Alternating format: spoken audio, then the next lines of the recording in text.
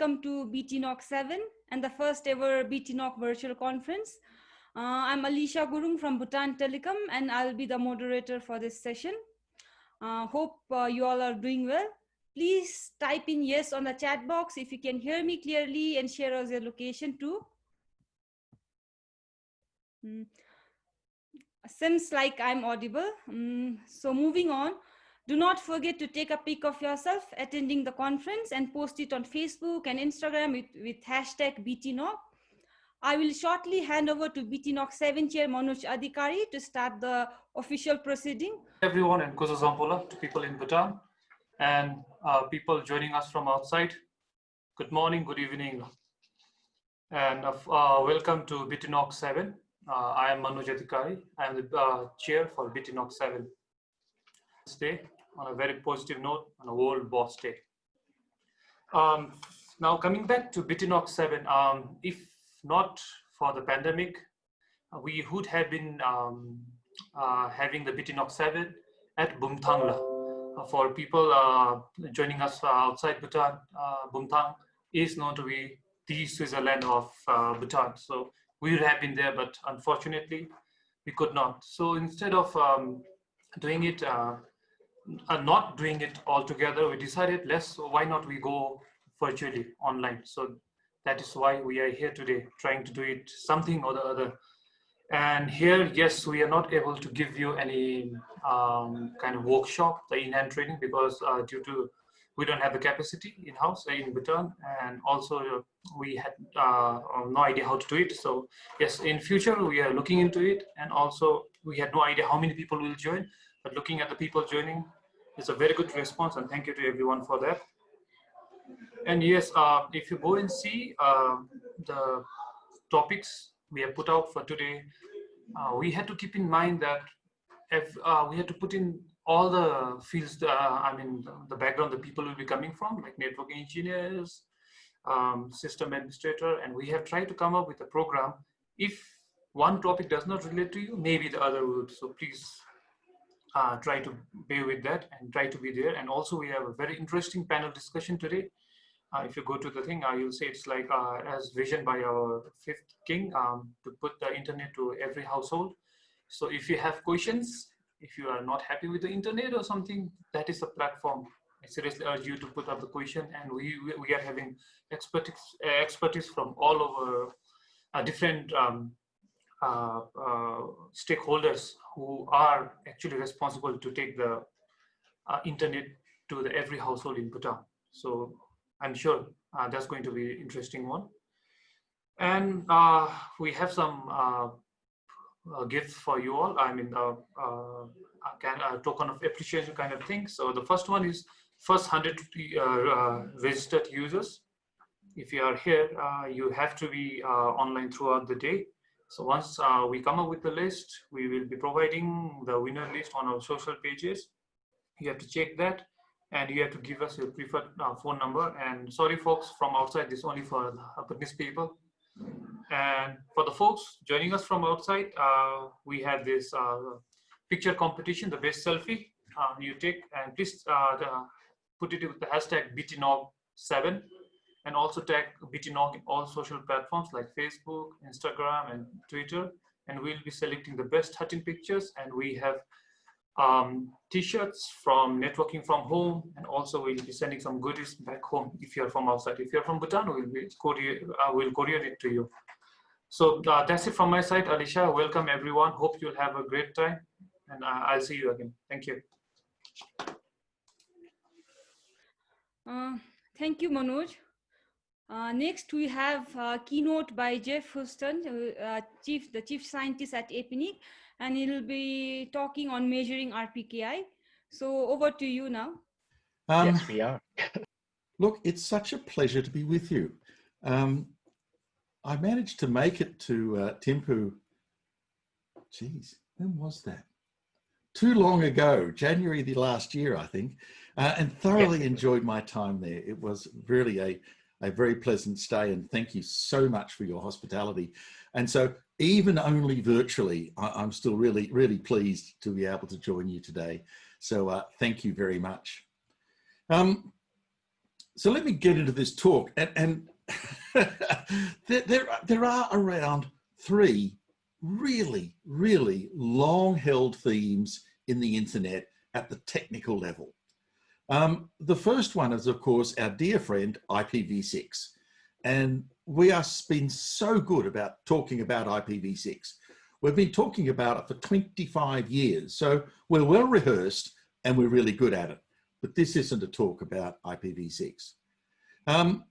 We also talk a lot about routing, why it doesn't work, what it should do, what do we need to make it do, and so on. And routing is an incredibly difficult topic. It's complicated. And I think we talk about it a lot because there is so much to learn. You can't just go, I'm just going to set up BGP this morning and it'll work forever. It won't. And the third topic that we love to talk about is security, because on the internet, security and the internet don't seem to work very well together.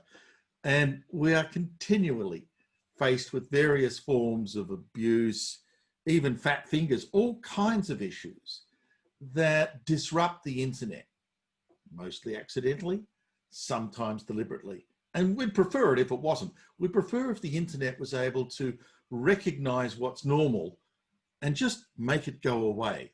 I'm like, if we can design self-driving cars, why can't we have a self-securing internet? So anyway, those are the 3 topics, V6, routing, and security, that are just long-held technical topics. So I'm going to combine those last 2, routing and security, and talk today at a technical level about measuring how we're going with the latest initiative in routing security. The title is on the screen in front of you, which is a real mouthful. And so maybe it's just easier to simply talk about, let's measure RPKI and see what's going on. So the first sort of question is, why are we doing this? What's the objective of routing security? So here's a few suggestions as to what the answer might be.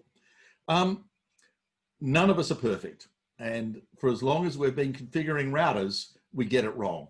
And wouldn't it be good if the routing system could determine when we were making the big mistake and automatically correct it for us? So protect the routing system from all of my fat finger problems and maybe some of yours too. Maybe all is a bit too much. Maybe we should just go for some of them.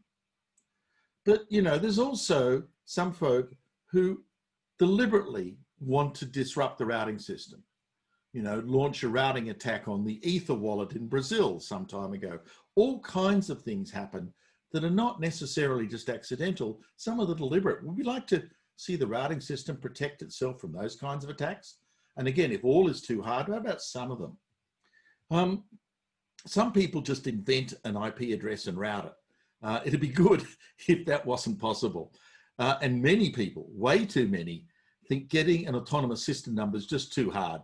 So they'll borrow 1 or 2 or 3 or some other low number because that's so much easier to remember. Maybe they shouldn't be doing that. Maybe we should stop synthetic routes being injected, because routing is meant to tell you what's reachable, not what I'd like to be reachable or you'd like to be reachable, but really reachable. And at the same time, if we're going to protect injection, maybe we should protect unauthorized withdrawal. So all of those things would be decent objectives, wouldn't they? But I think you're wishing for too much. You're wishing for way too much. We're so used to, in the computing world, thinking that computers are mindless machines and they always do exactly what you say.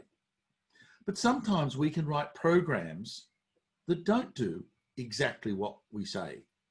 And the routing system, BGP, the protocol, is one of those protocols that actually doesn't work exactly as we say. It's actually a negotiation protocol. I have some export policies as to which sessions and which cables and systems I would like to announce my routes. But you, on the other side, have some policies as to whom you would prefer to import from. BGP tries to create a match between exports and imports. And it's not necessarily the same solution. Down the bottom in small print is actually an interesting RFC that Tim Griffer and I wrote many years ago on BGP wedgies that actually talk about the fact that BGP sometimes doesn't work predictably. The answers that come up are kind of random sometimes. So don't get too keen that we can sort out all of BGP's problems. BGP won't let us. Now, route origin validation also has a very, very narrow goal. And it's to prevent BGP speakers from announcing and preferring routes that are not authorized by me, the prefix holder. It's not about paths. It's not about topology. It's not about policies. It's about me, the prefix holder, and who gets to enter that route into the routing system. And that's all. So really, it's not about unauthorized routes. It's unauthorized prefixes. And the real goal of routing security isn't actually protecting the routing system in reality. It's actually protecting me and you as users being directed along bad paths, because that's the real problem. I'm like, protecting BGP from itself, yeah, right, good, fine. But that's not the real objective. The real objective here, stop users from being misled, from being directed upon paths that aren't the right path, aren't the real path. So those other objectives are fine, but they're not the primary purpose. And the beauty about this kind of metric or this kind of objective is that it's user focused. Because what we can do then is not measure BGP, not measure ROV enabled prefixes, measure the extent of ROA coverage, because I don't think that actually makes much sense, to tell you the truth. I don't think it really gets to the heart of the problem. There's one question that I think summarizes all of our activity all at once. What proportion of users all over the internet can't reach a destination when the only routing object to that destination is a lie, is invalid? It can't be validated in terms of, that's a good way to go there. Because when the only way to get there is a lie, how many folk are fooled into following the lie? That's the question. Now, I hope that installing ROV and RPKI into BGP won't take another 25 years like V6.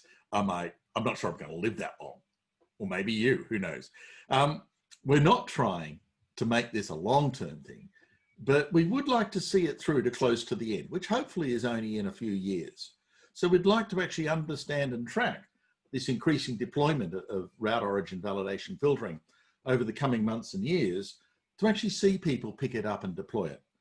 Because in some ways, measuring how we go provides incentives for everyone else. Oh, they're doing it. Oh, they're doing it. Oh, they're doing it. I'll do it too. So this is helpful, I think, for everyone. So how do I measure it? How do we measure the effectiveness of this secure routing system in blocking the ability of users to go along bad paths? Well, that statement suggests an approach to measurement, suggests how we can set up this lab. Because what we can do is set up a bad path. Set up a path where the origin AS is the wrong one. So there is a route, but the ROA says AS1, the route says AS2. That's bad. So let's set one up. That's the only route. And now let's try and get a very large number of users, millions a day, from all over the internet, every day, to try and reach a web server sitting behind that route. So we try and see who can get there when the only route you have to use is invalid. It's a bad route. Now, just to make sure we understand what we're doing, right beside it, we should set up a control. This one's good. So we understand how many people could get to the good. We're looking for the folk who can get to good, but can't get to bad. Measure and compare. So, Firstly, we need to set up a prefix and an autonomous system number inside a delegated RPKI repository. We're not using the hosted service, quite deliberately. And actually, to everyone else, let me say, this is amazingly simple and it just works. NLNet Labs, clever people, have this wonderful project called Krill. The URL is down here. And we just ran it up. Simple as that. Now, there are a number of things about Krill which are really good. I'm in control. Not APNIC, not RIPE, not anyone else. I'm in control. And you might like that idea too. My keys, my control. So we set up a Krill package, set it up on a server, and set up our own delegated RPKI repository. Interestingly, as soon as you do that, everyone who's doing RPKI validation comes to you regularly. You see everyone because they have to come to your repository to get your data. And so this is the count of the number of distinct IP addresses every day that come to our repository. It's going up and to the right. We started in March with about 800 distinct IP addresses. And, very recently, a few days ago, 1,600, which is great. We also noticed that rsync has dropped. Some package must have dropped support in May or June because almost no one uses rsync anymore. And that's good because rsync is a horrible protocol for all kinds of reasons. Most folk are using RRDP, which is based on HTTP. But there's one other thing about this that I find really curious. Because if you look at it, you'll notice weekends and weekdays. Why are there more RPKI clients on a weekday? What are you doing on the, are people running this by hand? Do you think only bad things happen on a weekday? I'm like, what is going on? Why are the number of unique IP addresses higher on a weekday than a weekend? I have no idea. If anyone can describe a system that only works Monday to Friday, 9 to 5, that isn't human-based, I'd be keen to understand it. But I digress. We've set up our repository, and now we've got to set up the control on the experiment. And the way we do this actually is rather than set up 2 targets, we use 1, and we make it good for a while and bad for a while. And here's the Crontab entries that flip the state of the rower, that every few hours we revoke and reissue the credentials that make that single unaltered announcement good and bad in RPKI terms. Now, because it's a big measurement, we are using millions of users all over the world every day, we thought, well, let's make this resilient. Let's anycast that prefix and AS pair. When I prepared these slides, we were using 3 locations, Los Angeles, Frankfurt, and Singapore. We're now using 4, thanks to the good folk at NICBR, and we've set up one in Brazil as well. It's all got the same origin AS and the same prefix, it's just anycast, but we're basically using different transit providers all over the world, and all it does is really simple. It just delivers a 1x1 pixel web object. That's it. And because of the issues with hosting providers, it's v4 only. When hosting providers get to hear about v6, it might go dual stack, but till then, no. And then we load that into a script where the script actually uses a unique DNS name that translates to that prefix to ensure that caching doesn't interfere with the experiment. And any form of caching, including HTTPS proxy caching, doesn't work for this particular experiment. And last but not least, load up an online ad and let it rip. Google generously support us in this ad-based measurement system. And I've talked many times in the past about the wondrous things you can do with online ads. This is certainly one of them. It is truly amazing. And last but not least, collect and analyze the data. So I talked a little bit about flipping states from good to bad because it actually gives you another metric about BGP. How long does it take when you advertise a prefix for the world to see it? And the answer is 70 seconds on average. It's really quick. And equally, when you withdraw a prefix, how long does it take for the rest of the world to see that withdrawal? About 70 seconds. So when I'm flipping between good and bad in RPKI, how long does it take the world to see the change, because that'll determine how quickly I can flip states. Now that period is actually determined by my publication repository point, my RPKI publication point, because everyone's got to come to me regularly and see that there's been a change. Because every time I make a change, I revoke the previous end entity certificate, I issue a new one. Revoke that, issue a new one. Revoke that continuously. So how often do people come to me? Now, if you look at the standards, the RFCs for BGP security, there are a lot of them, and they're all quite long, but none of them define the standard requery interval. So everyone got creative. And depending on what you're using as a client, you'll be using software that has a different timer. Because what we did on our publication point is we looked at the number of seconds between when the same IP address visits us again and again. A whole lot of folk come to us every 2 minutes or thereabouts. So 2 minutes is pretty popular. But equally, there are a whole bunch of folk that come to us every 10 minutes. Not 2 minutes, but every 10 minutes. Okay? And there's another group that come every hour. So if you really want to know that everyone's got your latest information, maybe you have to wait for an hour. So there's another way of looking at this that gives us a better view, which is a cumulative distribution.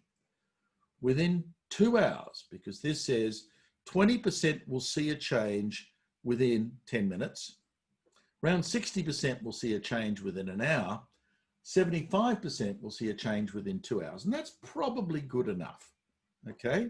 So why have we got all this noise in the middle? What are these folk doing?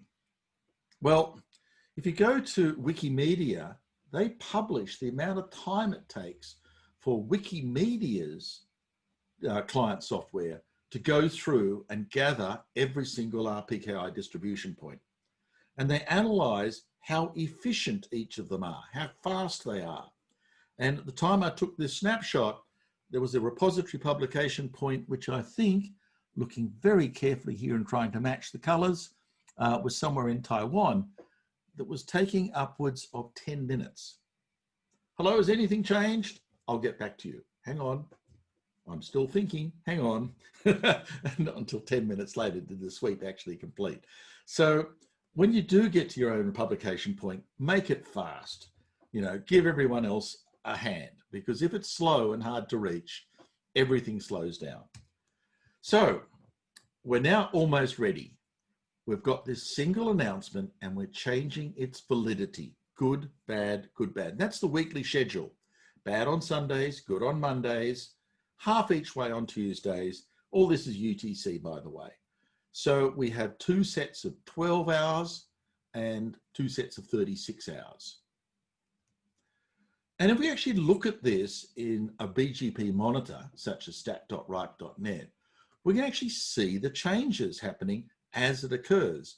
So when we actually do a state change of the rower, of the credentials, whoa, BGP decides to redo it. Why? Because when an AS is performing route origin validation and the route that they'd previously learned becomes invalid, they will withdraw it. And that withdrawal will ripple around their customers. And so what you see in BGP play, I could watch this all day. What you see in BGP play is that change in reachability as the rowers change state. Next slide. Okay, so now we can actually look at the experiment itself. The green is the number or percentage of clients that can reach us when the route is valid. So in the good times, around about 97, 98% of folk who get given, please come to this URL, make it. I've colored them green. And when it goes bad, the number drops because a number of folks sit behind RPKI filtering networks. So the invalid route states between sort of 85 and 90%. So it's pretty clear that we're seeing RPKI in action. This is great. But let's look at these transition points in a bit more detail. The red bleeds across into the green. And again, that jump up. So let's look at valid to invalid. I changed the rower at time 0. There it is, time 0. But folk will take at least 2 minutes to come to me again going, the old one's been revoked, here's a new one, change state, apply it to my router. Some folk take 10 minutes. Some folk take an hour all the way over to the other end. But what we've found is that the state change is only visible in the routing system after 30 minutes. So those relatively low requery rates, the 10-minute folk, and some delays in actually making changes into the routers, and the fact that this system is dependent on the last one. This is any cast. 1 goes down, 2 goes down, 3 goes down. The last one goes down, it's no longer visible.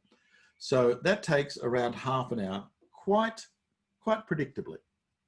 Equally, when I announce it, when I change the rower state from invalid to valid, it takes less time, 5 minutes, because this isn't dependent on the last one, the first one to see it and recognize that what was invalid is now valid becomes a magnet for the entire world. Other folk jump in and so on. But it takes 5 minutes to go from bad to good. So if you think that RPKI can be used to respond to some kind of attack, a DDoS attack and so on, just remember the system will take at least half an hour if you're trying to mark something as bad. It won't react immediately. So it's a little bit more sluggish. And this is because of the sweep software, right? 2 minutes, 10 minutes, 60 minute sweep timers. And quite frankly, I think 2 minutes is too fast. Those 2 minute folk are bashing away, and there's no benefit to that degree of bashing.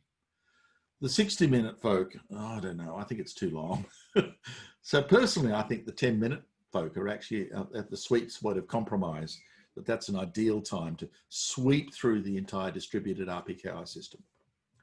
So the big answer, how many users can't get to a route if it's invalid according to a rower? Worldwide, 17%. It took V6 a little over 20 years to be used by 20% of the internet. And so routing certainly is a lot faster. It's only taken us less than a couple of years, in fact, less than a year really, to get to a point of around 17% of users now sit behind transit systems that filter out invalid routes. And you actually see the changes month by month. Here's July, here's October. July, October. Australia started doing it, and bits of Africa changed status. And probably not because they were doing it, but because of transits. So let's actually see what's going on and what we're looking at. There are some networks that do route origination filtering themselves, like CCOM in South Africa, like AT&T in America. And when we look at those individual networks, we see that their filtering rate is up around 96, 97%. Great. Others don't do anything, but their transit providers do. And because the only way they learn routes is from transits and they inherit that filtering without doing anything themselves.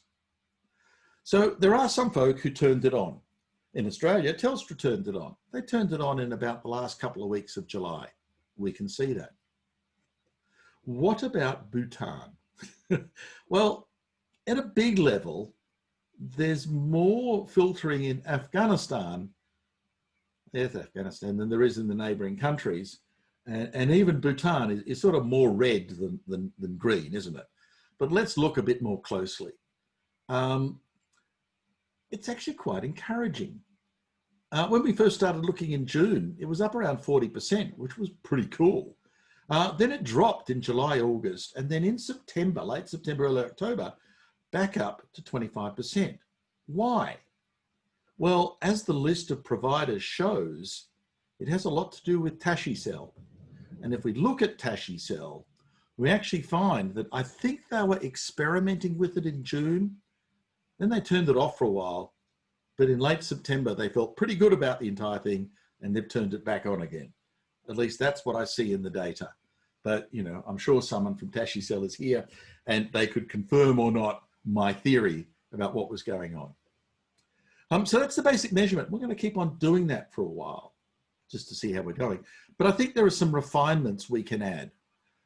We certainly are going to add more servers. 4 is good, 5 would be better. 200 is probably too much, but I'm certainly looking for some more Anycar servers that can announce a prefix and MyAS and inject it into BGP in other places. Even virtual hosts work well for this kind of thing, because all it's got to do is serve a pixel. It'd actually be good to try and figure out who's doing the filtering and who benefits.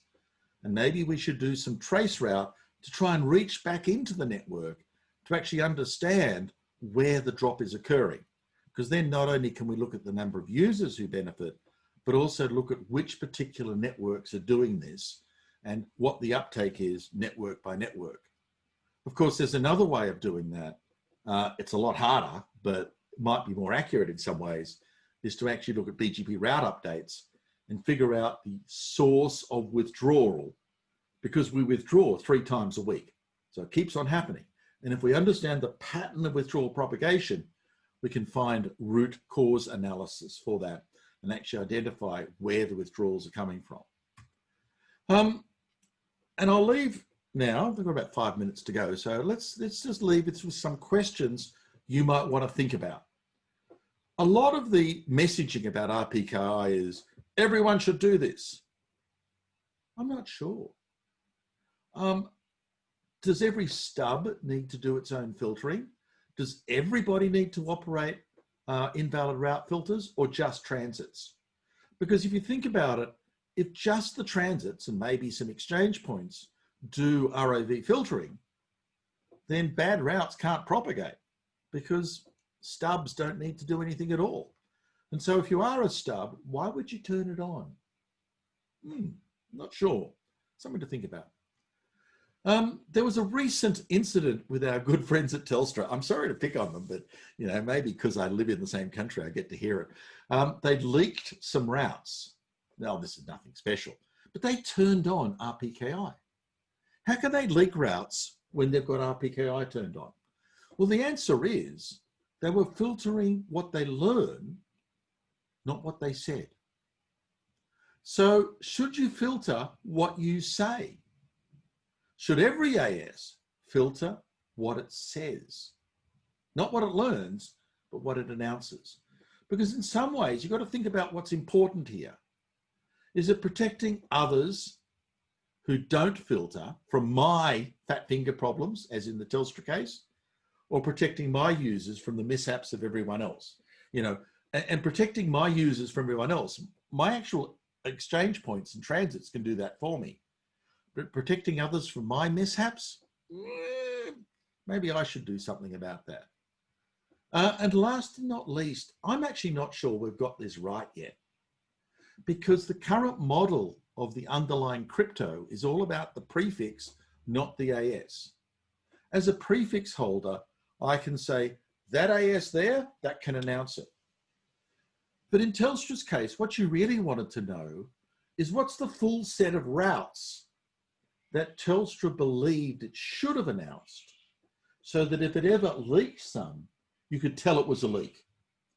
If every AS could, in RPKI, enumerate all of its originations and sign it with the AS, then those kinds of leaks could not happen. So maybe we haven't got enough. Now, this is nothing about topology, nothing about route origination, but it's more about policies. What is an AS's routing policy? What's the set of routes it can or wants to announce? And how can it tell everyone else that set? Maybe we should change RPKI and add some more crypto elements, because why not? And more to the point, I suppose, there's some deeper questions, wrapping this up. What are we trying to achieve here? Because if this is all about routing protection, what are you trying to protect? The routing system or the users? What are you trying to protect it from? Bad people or our own operational mishaps and fat fingers? What's the threat model we're trying to protect? Because if this is all about protecting users, then the real sort of point here is it's all about transits and stubs, transits over stubs. Transits are way more important exchanges than stub networks. If every transit did this, there'd be nothing more to measure because all those invalid routes wouldn't propagate and we'd be done. So that's my talk. So we've got a couple of minutes left for questions. I'd be happy to try and answer any you might have. Thank you very much.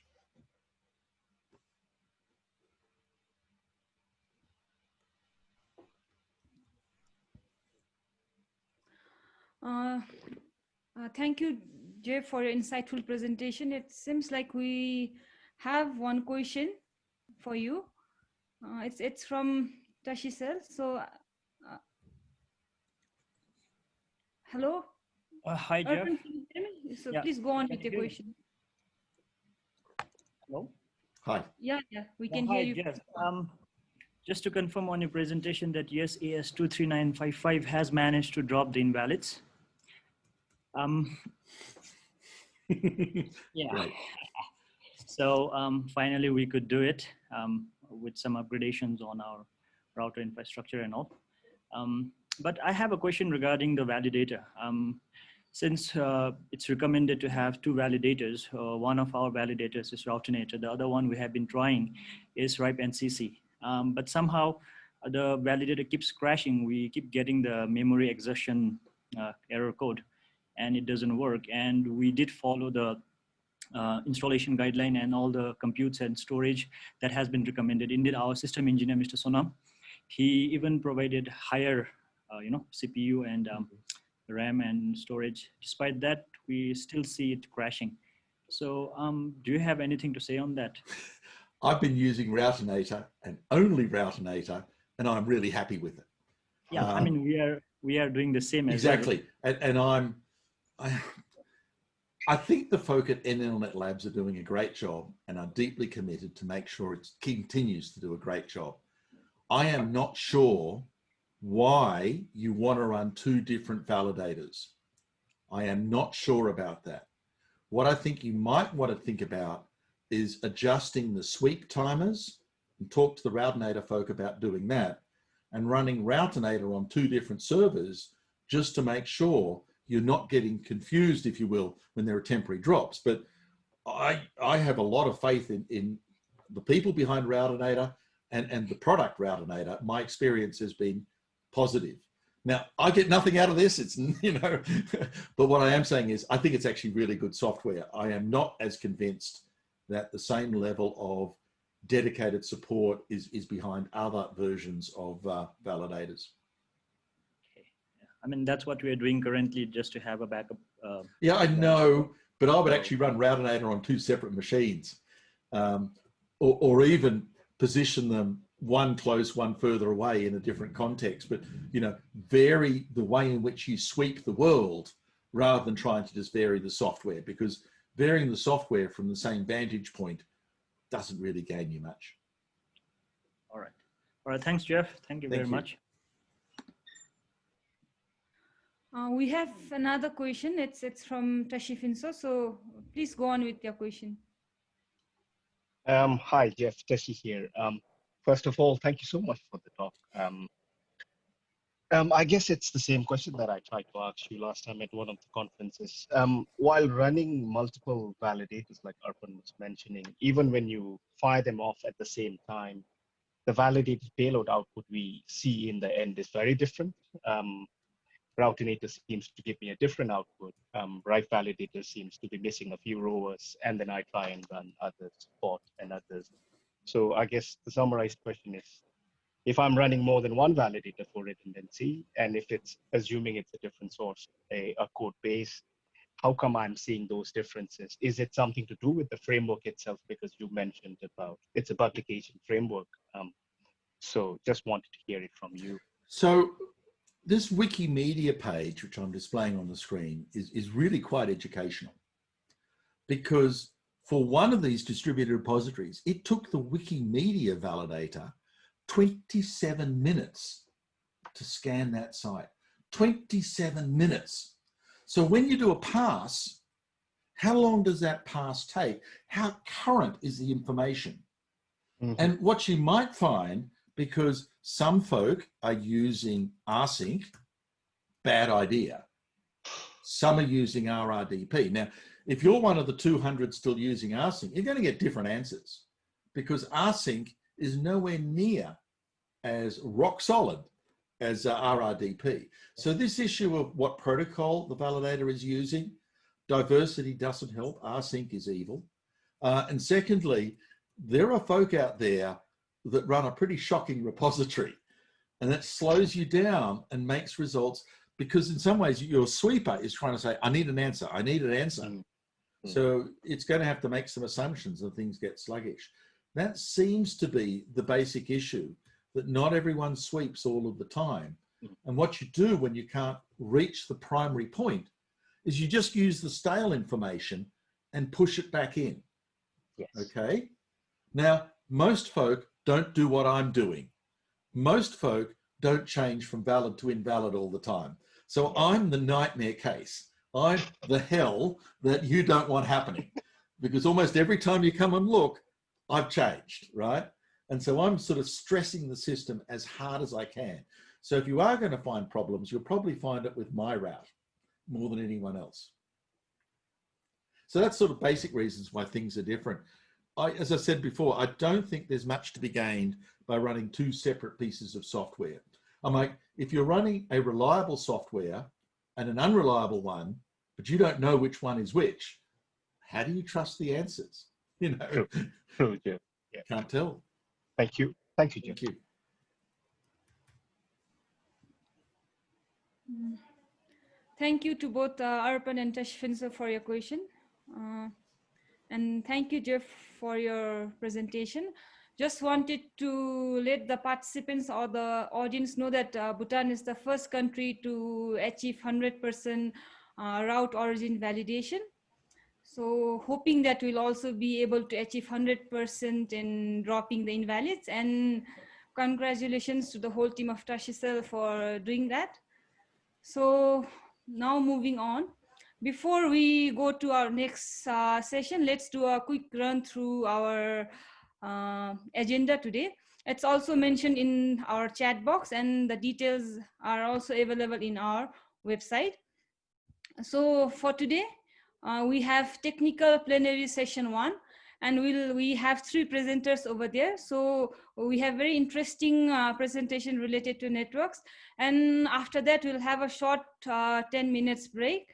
And after that, if you're really into security, then we have very interesting security presentation, 2 security presentation. And after that, we'll have 1 hour lunch break. And after lunch break, we'll have a very interesting panel discussion, which is with regard to internet to every Bhutanese household. So every Bhutanese over here will be able to relate to that panel discussion.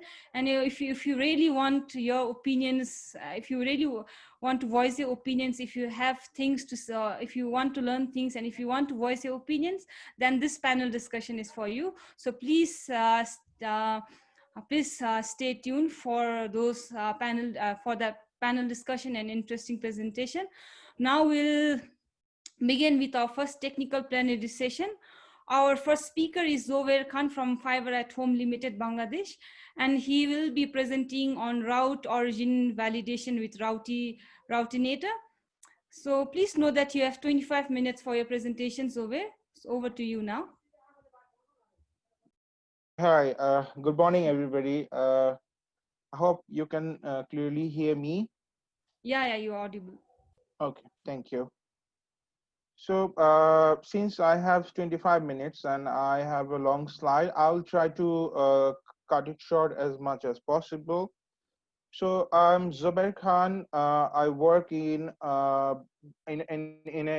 network company for last 10 years at Fiber at Home. Today I'm here on behalf of MANRS team. I'm talking as a MANRS fellow for training track. So my discussion will be regarding MANRS approach for operators, one of the approach which involves Routinator along with the route origination validation. So first I would acknowledge that this paper is made taking notes and diagrams and different configurations from a MANRS website or APNIC material and NLNet Labs website and from Dr. Philip Smith also, along with the operation experience of myself. So what is MANRS? MANRS is actually a global initiative which is taken by international society. The concept has started in year 2014, and then it gradually developed and matured, and now it has reached a very decent to stage that people around the world, network operators around the world, are actually signing up with MANRS to keep themselves updated regarding routing security. So MANRS talks about 4 actions for the network operators: filtering, anti-spoofing, coordination, and global validation. Our today's discussion will be regarding the global validation. So when we talk about global validation, you can do it in 2 ways. You can take the IR objects to validate yourself globally, or you can use RPKI, right? So if you want to use RPKI, then your validation system will go into a dynamic situation, right? Your resources can be validated dynamically and globally, right? So what is the importance of RPKI? I think Geoff has already mentioned lots of important things about RPKI. And along with that, I don't want to actually stretch the same thing, and I don't want to repeat the same thing again and again. But the main agenda, or the main focus, what we're looking forward to get from RPKI is actually to secure our routing table, is actually to make our prefixes more secure and hijack proof, or to stop our prefixes to get impacted in case of any misconfiguration at other end of the world, right? So if we talk about RPKI, we need to get familiarized with 2 concepts. One of them is ROA. So ROA is a way to authorize your resources so that people around the world can take update from the trust anchors, or take information from the trust anchors of the RIRs, and validate that these resource of the resources of your network, your AS or your prefixes actually are authorized. You are actually authorized to use them, and you are the legitimate users. So the second thing is validation. The whole process of this authorization checking is actually called routers in validation. So if you check the validity, you can get 3 stages. Either it can be valid, or it can be invalid, or it can be not found. So if there is no raw information in the trust anchors, so it will show not found or unknown.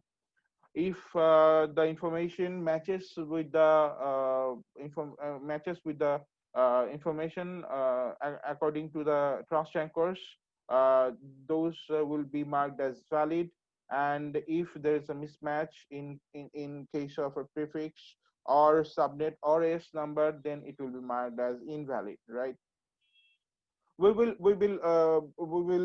show some observations in my network, which was updated recently, to see more explanation on these things actually later on my presentation. So RPKI is based on the chain of trust. So what is the word chain of trust mean? It means you can check the certificate authority up to the chain, right? You can go up to the root to check if the certification authority is valid or not. So it begins from the RIR, and then it goes to the NIR, and then it goes to the LIR, and at the end of the chain, the end entities are there. So everyone can check their upper layer and go up to the top to check if the chain is intact, if the chain is legitimate. So that is what is made sure with the deployment of RPKI. The ecosystem is pretty straightforward. You install a relaying party software or software which actually provide you a validated cache to your network, and that software connect to the RIR repositories or trust anchors, and your system gets the information from the relaying party software and do the validation, right? The working steps, there are three working steps. First one, you have to create your ROA, and second one, you have to go for the validation, and third one, based on the validation, you need to enforce policies. You need to take decision what you want to do. So we will go one by one. The first one is creating ROI. It is pretty simple, pretty much very simple. Just use the My APNIC login, go to the route management, and you click on the create routes, and follow the instructions or fill the gaps, and you're good to go. You will see the ROAs are created for your prefixes, right? The second one is validation, which involves installing a third-party relaying software. There are a few in the industry. I have provided the links in this slide if you want to take a look. But today we're going to talk about Routinator. As Jeff said, I also agree with him. Routinator is one of the most stable software so far I have seen. This one is a very handy, very easy to use. uh, uh, why Routinator? As I said, it is designed to have a small footprint and it has great portability. It can run on any Unix-like operating system, and it can also work with Windows, Microsoft Windows via API. And it has mailing list for general discussion, exchanging operation experiences. You can also report problem and request feature if you want to. And also it is used by lots of great operators around the world, right? So the installation is a very small part. Eh, I have included the comments for installation. So there is one thing for Arin. Arin especially has a ruling party agreement which says that they are not going to be responsible for anything if things doesn't work. So that's it. You put your server IP with a port, and for HTTP uh, another port, and you can run it as a daemon, right? And you can update the validated ROA payloads time to time. So how did I do it? So I created a script, and I run Routinator in that script. I gave access permission to the script, and I added that script to the cron tab when my server gets rebooted. The script runs automatically, and Routinator runs automatically. I update the validated raw payload twice a day with a 12-hour gap, so that the validated cache is always updated, and my router doesn't see any gaps meanwhile. And there are, if you are using any firewall or IP table in the server, you need to open few ports to work to make Routinator work perfectly. 873 is for rsync, 9556 and 3323 are for the HTTP and Routinator RTR session, and 91009090 are for the Prometheus to take care of the monitoring. So at the router end, you need to do some basic configuration, right? Setting up the RTR session. And I have provided the configuration example of Cisco, IOSXR, and Juniper. And if the RTS session is established, you can check it in the server end. Just look for the process where Routinator is running, and at the router end, just look for the RPKI server summary. This statistics is updated from yesterday. As you can see, we have currently 157,000 IPv4 and 27,000 IPv6 ROA in my router, as you can see. And for monitoring purpose, Routinator gives you Prometheus format data already in metrics. So you can use Prometheus to monitor the Routinator data, which is provided by default. So Prometheus has its inbuilt graph showing mechanism. But if you want to get a lucrative one, you can also use Grafana and incorporate your Prometheus data there and get very lucrative graphs. And this is the third part, the decision. Now you have validated your you have done the validation. Now you have to actually decide what you want to do. You can either put a low local preference on the routes, or you can drop them. So I have included the policy example of IOSXer for both cases. Here is the fun part. Actually, this is actually taken a few days back from my router.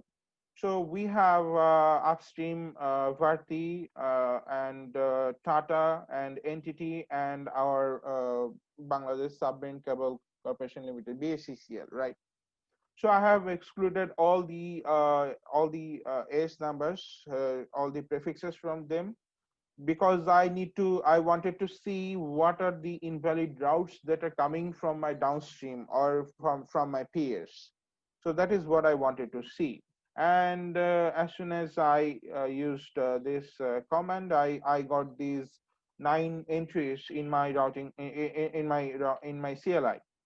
So I will go one by one and explain why they are invalid, right? And first of all, why do I need to do this? Because before cutting down on the invalids, we need to make sure that we are not actually discarding anything which is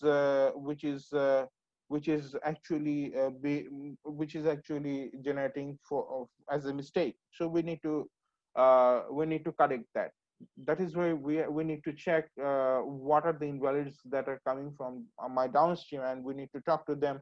We need to convey the message. We need to correct those mistakes, and we need to make sure that my downstream is actually not making any mistake for invalids. The first one, when I dig into the first one, it was from Cloudflare. So I was a bit, I got a bit amazed that how come Cloudflare is uh, actually releasing an invalid from their network, because they have their own validator, right? Then I dug a bit deeper, and I found that Cloudflare is making that making that mistake intentionally. They kept it like that, and they declared it in a blog of theirs. I have provided the link in the slide, and they did it to monitor to monitor the RPKI deployment progress around the world. So if your system is actually dropping the invalids, this /24 should not be there in your routing table. So if you are trying to drop the invalids, and if you are working with that, so you can check it easily by looking into your routing table. The second one, when I looked into it, one of my downstream customers, so actually SaltSync is the legitimate owner, and another person which is from AS58889, they're originating the same prefix, but they are not the actual owner. So I can see why it is marked as invalid. So in this case, I need to talk to my I need to talk to my client. I need to talk to the original owner and notify them that this thing is being happened. So he need to take it up to the guy who is actually doing the malpractice. The third one, as you can see, everything was right, but the operator who owns the prefix has generated the prefix from a different S number. He has created the ROA for this prefix from the S number 9230, but he is originating this prefix from 65251. The owner is doing that. So all you need is to let him know that it can be corrected very easily, since it is under the same owner, or the owner is doing it, right? The next one, the fourth one, actually, is, you can see it is the same thing. The original AS number 140085. He is the owner, and he is originating the same prefix from a different AS as well. So these are these. If you look at the next entry, you can see that it is saying invalid because of the length. The row was created for /23, and the origination is with /24. So because of the subnet mismatch or length mismatch, it is marked as invalid, right? The next one, it is not seen in the global domain. So someone is actually illegally using this prefix, and trying to get service with this prefix. So this is, if you look at the next entry, it is the same case as well. So people will try different things. People will do weird stuff. So RPKI is a very handy tool to give you a very good insight about what people actually are doing or trying to do. Number 8, if you take a look on number 8, I think it is the very most common problem with the invalids is the length, the prefix length. So whoever doing ROA for their resources, please take a note, take a look, and please maintain the lengthing updated in your ROA database, so that you do not become an invalid prefix owner because of only subnet length only, right? And the last one, again, as I said, because it is marked invalid because of the invalids. So since I got the observation from my downstream prefixes, we are in the process of communicating with them and make these things corrected. And after correction, we can go for dropping, or we can go for the policy with putting low LP, and make those routes sitting idle in my routing table.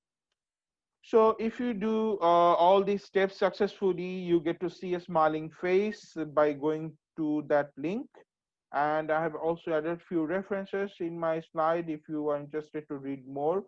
And I would like to request all of you, all the operators, to go visit MANRS.org and find out the initiatives or activities it is involved with. I would like to request you to join MANRS team as soon as possible, and help to build a secure routing domain around the world. So that's it. Thank you. Alisha, over to you if you have any questions from me, from the participants. Thank you, Zover, for your detailed presentation. Thank you for sharing us your experience and sharing us those configuration and all. I'm sure like our participants, like those who are interested in, who are looking for deploying any RPKI validator, they'll find this presentation really handy. So thank you once again, Zover. So is there anyone who wants to ask anything to Zober? Anyone?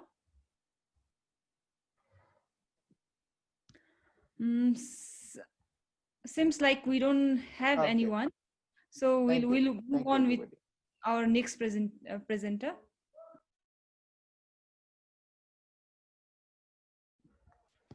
So Moving on, next we have Jared from US, who will be talking on building my fiber to the home network. And he has worked in various networks, including NTT and Akamai, and operates a small fiber to home during his evenings. And just wanted to let everyone know that Jared is standing at UTC -4, so which is at his timing. So it's around, I think, around 1 a.m. for him right now. So thank you, Jared, for doing that for us and staying awake till this time. Thank you so much for your time. So over to you now, Jared. Please know that you have 25 minutes for your presentation. So please go on now.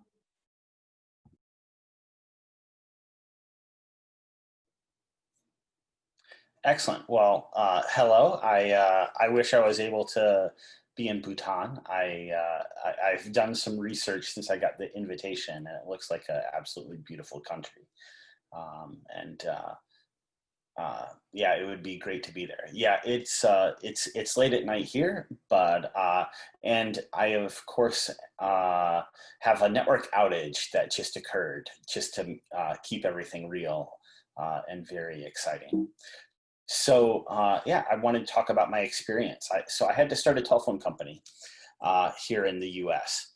And the reason to start a telephone company is it makes it much easier to do all the important things like do permitting and stuff. So the background is in 2002, I moved to my current home.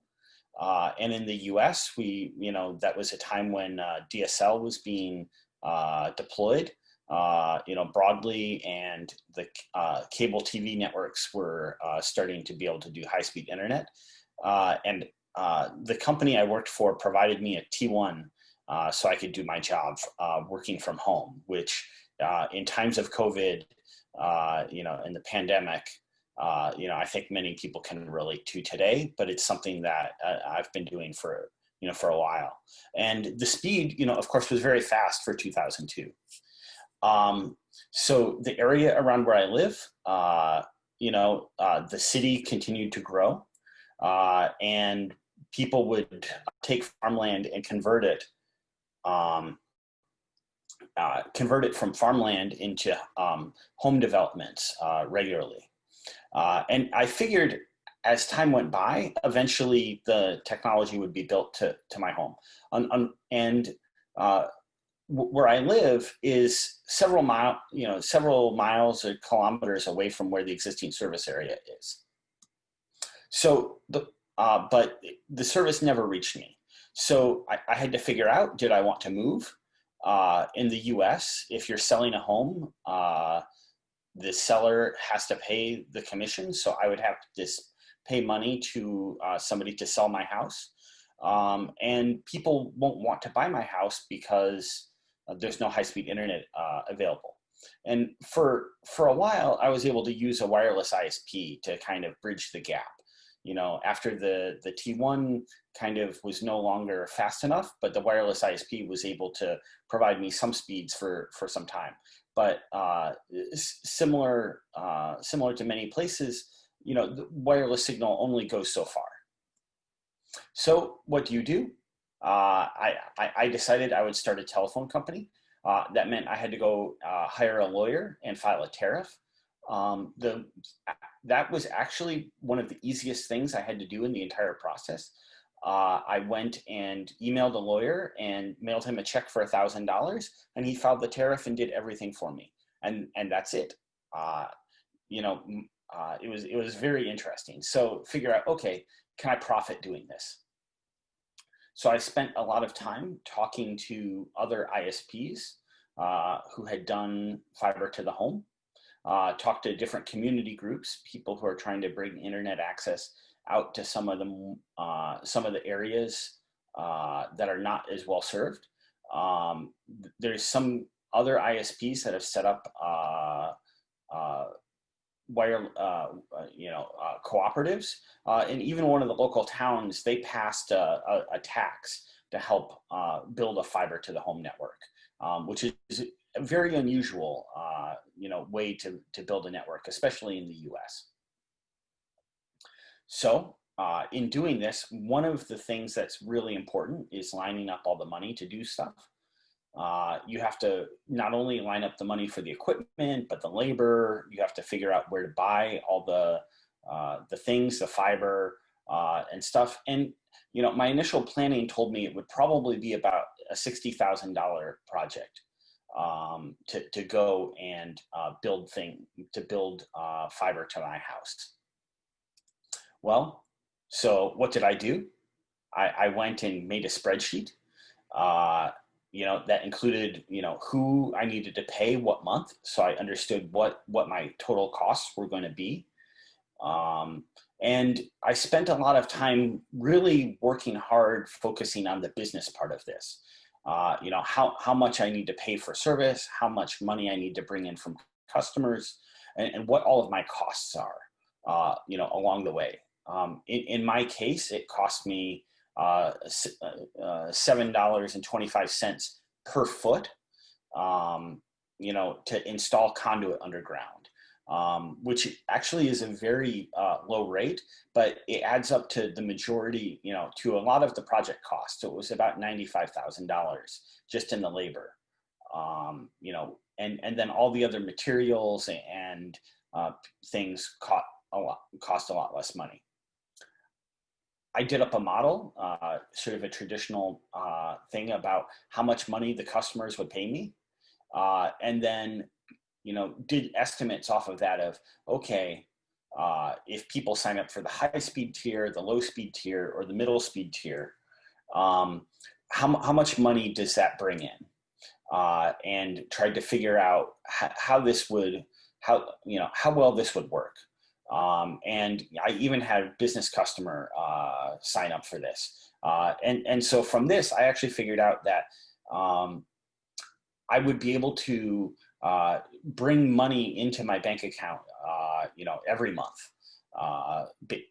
except for, whenever I do a big investment, like get my redundant internet connection, which is right there in month 6, which I really wish I had this very moment. So yeah, you really need to figure out what your costs are. It's really important to forecast your full year expenses to understand, what those look like, whether or not you need to do repairs, disputes, go and working, with the different customers and carriers in negotiating, your access and stuff. And then also, because I had access from an existing wireless ISP to my house, I was able to negotiate with him to say, well, my house was the hub that he had many customers hanging off of to service my neighbors. And I said, hey, I'd like to run fiber from my home to all of these other neighbors' homes. It gave me a good, test experience in working with the fiber, but it also gave me built-in customers so that when my fiber network was ready, I could immediately have that revenue built in on the first day. So spent lots of time, getting up racks and distribution panels and such. And then this is the fiber patch panel that's actually just downstairs from where I'm sitting right now.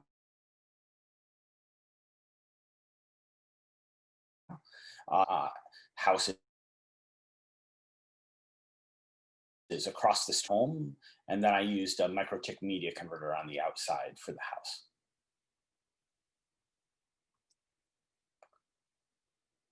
My typical customer installation, it has this fiber converter. I'm using the Ubiquiti PON equipment, and I do power over Ethernet from the outside or from the inside of the house to the outside to power the equipment. I have internet access. I have contracts with 2 different providers, as well as with an internet exchange for access. I'm still waiting for the fiber connection for the second provider, but I have my ACD connection that I use on a daily basis. And then, of course, you have to do the important things like get IP address space and ASN, which I was able to get from Aaron. Once you get IPv6 space, at least in the Aaron region, you can get IPv4 space as well if you're deploying both of them.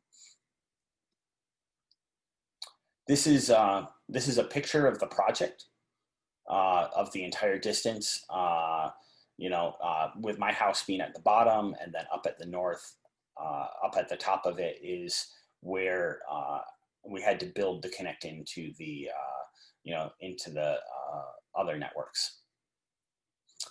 In building the network, we had many problems. There's this cursed corner. If you're familiar with directional drilling equipment for burying conduit or cables underground, it's a great technology for doing things, except you obviously can't see when you're underground. And so it took them 3 times to drill this cursed corner. Thankfully, my contract, I only paid for completed conduit. So I didn't have to pay for the time where they were not successful. And afterwards, we found out that this corner was actually known before to have many problems because of the different utilities that were there, from gas services to fiber optic cable to telephone cable, etc., that were in this area and made it difficult. I had unexpected costs. I needed to go and get the property surveyed along the road right of way, which added some additional costs for me. And then also I had to spend money to run wire in the conduit to locate it because the local permitting people were upset with me. And I had to show them where the conduit was underground. I was planning to use the fiber for that, but it was easier to actually just use a special marking cable for that. I also had to go and purchase water from a fire hydrant. So in the US, you can buy water from the fire hydrants to be able to run the things like the directional drilling equipment. One of the other problems that we have is people don't mark where the buried cables are. And so, these are some examples of where, either the buried conduit or the buried cables were not well marked. Thankfully, the conduit was empty, but it's not uncommon for, these cables, for them to be poorly marked by the utility company. And so you really have to spend a lot of time making sure that that's the case. And in some cases here, they don't bury them very deep at all, which makes it very easy to even hit on accident. So with this, I had, I had to go install the fiber cable. This, this reel, it was very satisfying. This is a 20,000 foot reel of fiber cable. Was able to go and all of it was removed by hand by me, and the people who helped me, including my my boys as well, helped me with this project. And then had to rent a big air compressor to be able to blow the fiber through the conduit as well. And so, even after you unreel it, you still have to go and get it into the conduit. So what did I do? In the US, you can buy a fiber blower for about $25,000 to get the nice tornado one. Or in my case, I actually built one myself, just using some pipes and plumbing parts. And I was able to blow, the fiber through the conduit, almost a kilometer is the longest run that I did, with this homemade fiber blower that was able to hook up. And it actually worked really, really well once we had the proper lubricant in the conduit. After that, you go and you spend some time splicing the fiber. So here I am setting up on the side of the road to go and hook up my neighbors and get them connected. So you spend time sitting on the bucket on the side of the road as the cars go by, and building the splice cases and hooking up all the different fiber cables together. It's really amazing how inexpensive the fiber splicers are, but they really work. They work well, and especially for a project like this, you do not need a very expensive one. So after I piece the entire thing together, this is the main fiber run. So you get the OTDR out, and you check your fiber to see the quality of it. And you can see here, I did not do a very good job with my splicing of the fiber. So once you look at the results, you know to go back, and I improved my splicing job. I have an older splicer. I really need to upgrade it, and I also need to upgrade the OTDR to a much nicer one, which will allow me to run on active PON networks. As was mentioned, I've worked in the internet industry for a number of years. So I have a scheduled installation date. I really know what I'm doing because I've done this before. Unfortunately, things, even when you know what you're doing, don't always go as planned. And so we had a number of different problems along the way that we faced. But eventually, I got my link up 2 days later and was able to go and use it. And you can see here the latency reduction in my smoke ping graph, measuring the connectivity once I went and I turned up the connection, and the jitter and latency was a lot more stable, of course, on the fiber than on the wireless link as well. But a significant reduction, almost 1/3. So, we had some problems with it. I was expecting a 10 gig. It turned out it was a 1 gig, because of some issues with, the way the network did their initial testing. But I was able to use EdgeRouter X SFP. It can do NAT. And since I wasn't going to be doing 10 gig immediately, I was able to go and use this. I was able to set my default route over. You saw there in that graph. And then after that, I did what every network engineer wants to do on their network. And I ran a speed test. And I had, you get the very fast speed test, which is very satisfying result after spending over 2 years of planning my network and, most of 2020 building the network. So what have I been doing? Even just today, a couple hours ago, I was at a customer's home, working with them on their connection.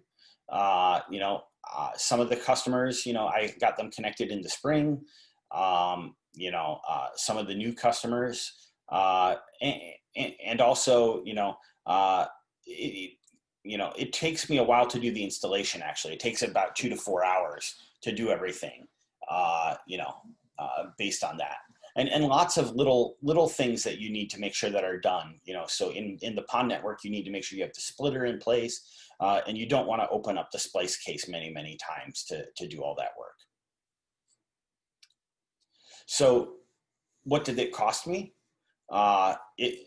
Just this year, I spent about just a little bit over $126,000. Most of that was to the boring company, but I had a bunch of other, miscellaneous expenses, and surveying, and other equipment, just that air compressor that I rented, that was, almost $1,000. And, some people in the US kind of made fun of me about this, but, about whether or not it was, cheaper than moving or something else, because I wasn't able to get access from any of the other incumbent providers. But all I have to say is now I have fiber to my home, and it's not just anybody's fiber, it's my own. So I have 23 customers that are online. I've got 1 business customer, and I still have 13 people who I still need to get connected, as well as 2 more people who are left over who are still on wireless that need to be converted to fiber. I've really been trying to install them all in the order that they signed up. But obviously there's some dependencies in what fiber networks and segments are online and working.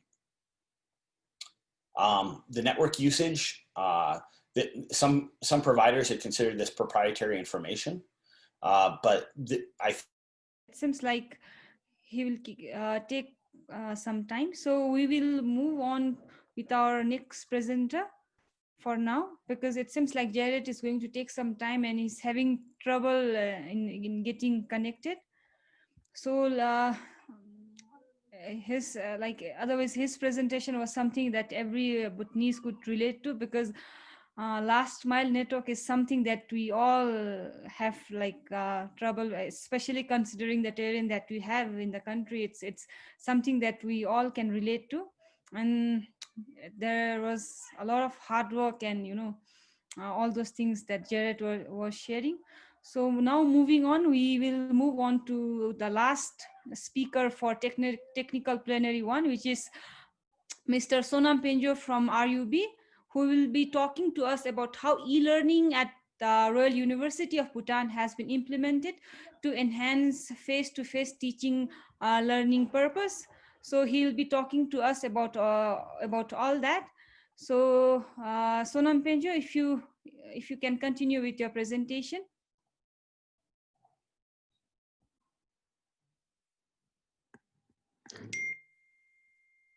Hi there, can you hear me? Yes, you're audible. Yes, can you able to see my presentation, please? Yes, we can. Yes, thank you. I'm Sonam Penjo, working at the Royal University of Bhutan since 2005, and I've been looking after this technology part. Today, I just wanted to share our experience for transition from the blended learning, which is our e-learning system, to fully online. We moved to fully online 6 months back. And while we are transiting, we have experienced some challenges and the solution that we have adopted. And I'd like to share those challenges and solutions. Before moving to those things, I just wanted to share the background of the e-learning system that we have adopted. Yes, the educational technology, where we term it as a virtual learning environment, which is VLE, is officially launched in the year 2011.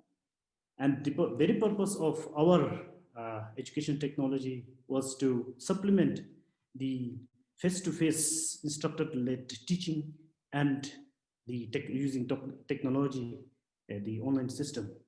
And we have been very concerned at that time that our colleges has no sufficient bandwidth to support the e-learning system, which will be hosted at one place. So we have decided that we'll be hosting all those instances for this e-learning at the individual colleges, and then we have adopted that solution, and then we have hosted in 9 campuses. Actually, it's 10 campuses, but we consider this newly added campus, which is Yunfula, to be the part of the extended campus of the Sherapsi College. And in total, we have 10, but officially we have 9 campuses, so I have just reflected it as a 9. For the virtual learning environment or the e-learning for colleges, we have adopted Moodle system, which is open source software and has got a very good community support around the world. And then these are the colleges that has been spread across the country. And I have just reflected some colleges with dotted rectangular, which has got the 1 gigabit per second national RAN network connected to our DUC-RAN. And then other one, the yellowish color, is we have 100 Mbps connected to the national RAN network. And then, yes, in the beginning, in 2010, our installation and configuration has started in 2010. And that time, all our switches, routers, servers has been reconfigured. And that time, we were not that good with the technology. And often we are being led to this frustration, and sometimes we need to ask even the simple help from the other experts, which is quite natural at that time, because we are not good with the technology at that time. And then till 6 months back, we didn't have many users. I mean, the users is there, but it was not heavy in terms of the interaction, or the access to the e-learning was not there, not much. And then we didn't have large volume of the content, like the audio, video, although the two colleges were providing the distance learning for the in-service candidates, teachers. And with the number of users, but with lesser interaction, it was quite manageable that time. But with the COVID-19 situation, all the dynamics has been changed. Our delivery mechanism has become online fully. Although we have the same number of users, students and teachers, but the interaction has been changed. I mean, it was huge. The interaction was very huge, which leads to the management becoming a bit challenging. Then volume of contents were also increased. It was jumped, I should say, more than the 10 times than the previous one. So it has become very huge. It increased drastically, and which leads to the both asynchronous and synchronous interactions. That's taking place right now. Then with that one, when it becomes fully online, then we need to control the servers or the switches or whatever it is through online.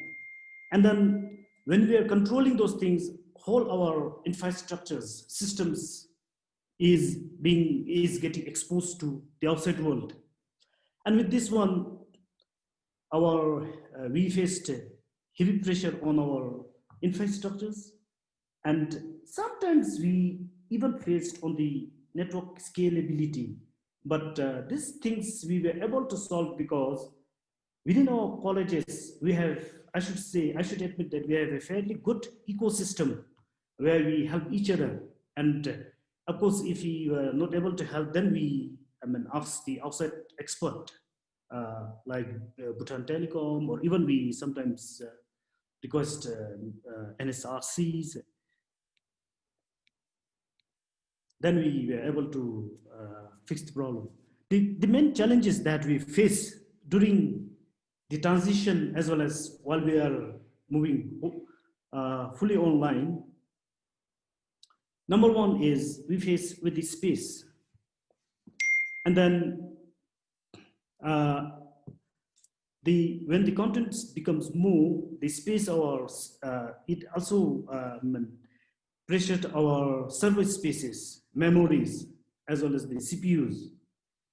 And then most of the space pressures has been by the content such as the audios, videos, and then accessibility to this services were also becoming difficult. Although it was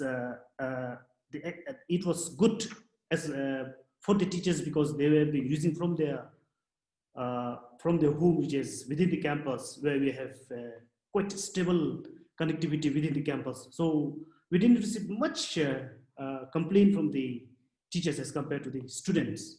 And then sometimes we have to work in hotspot system, which is urgent. Due to this urgency, we were not able to keep record of those things. So it was a bit challenging for us to identify the colleges based on the IP addresses. So And moreover, when we are adding something, then the scalability of this IP, the network also, we face little challenges on those things also. And then regarding the services, the number of users increases, then we have to handle various type of users. Some they didn't have they didn't have experience how to access the e-learning system, and some they have the advanced level. So we need to handle such type of users. And then actually this is the main focus where we have been discussing in our colleges, how to handle the users, how to provide the trainings. But I like to, if I have any opportunity, then I would like to discuss on those things maybe in some other times. Then when the interaction from the users increases, then we have to look for the other measures to handle those users. We did that one. For example, if I give you an example, we used like the YouTube channel, so that whatever the bandwidth or whatever interaction that user will have, they can do it directly from the cloud. And as another problem that we face is the plugins, the add-ons on our system. Some plugins were not proven, some plugins were obsolete, where we have to uninstall that one and reinstall these things. These things, it really happened, and then we were finally able to mitigate those things. And then, yes, the remote user access from the students. They were complaining that bandwidth were not good. Data has been consumed very fast. Sometimes, while they were attempting any assessment, their connectivity getting cut off suddenly in the middle. Such type of challenges that we have faced regarding the services. And then security is one of the, I should say, is one of my greatest fear and the challenges when our system went online. Because once our system went online, we have noticed there were so many hits coming from outside, and we never know whether they managed to get in or not. But somehow we were able to detect those things. And then our e-learning platform has to integrate many services, like the live streaming services, like Google Meet, Zoom, and then we have our own services, so that this will be able to supplement the delivery system to the users. And as I've said, that we have received attacks, and then the worst part is botnet was worst, because it affect our global server. If affect our main server, then from that server it cascade, attacking other services. So with this technical challenges that we face, we were able to solve those challenges as of now. And in terms of infrastructures, we have used cloud system like Google Drive and Google Channel to reduce the pressure on our hardware system.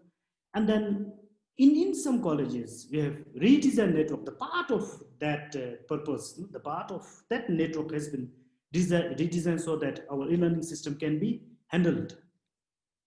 And then the services, based on the services, we have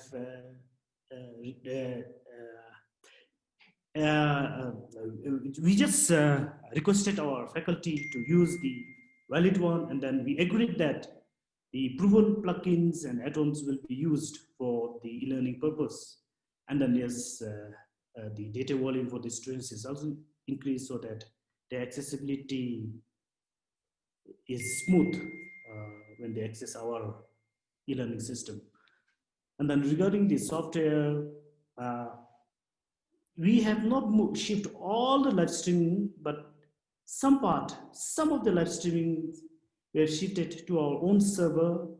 So when we are using own server, then we started installing firewall, and then we use certificate, and it seems to be working well in terms of the security. And then, yes, just to access the remote server, we deployed OpenVPN, and it is quite working well. And we were able to somehow able to block the